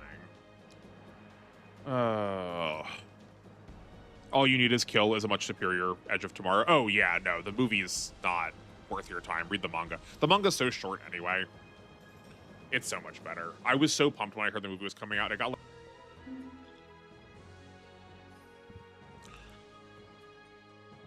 okay, well, this is dumb and annoying.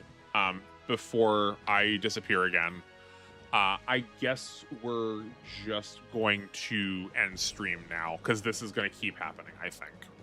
We made it 3 whole hours, which seems like the usual. Yeah, it's true. Especially Mondays. Monday is also always the day that's the worst. If you look at all the VODs, Monday is the one that gets chopped up the most often.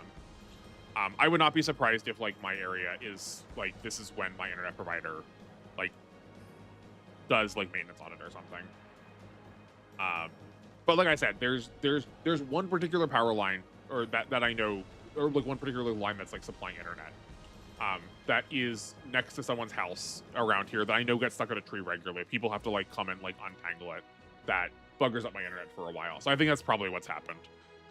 So rather than saying anything into a void and like keep getting cut off, I think we're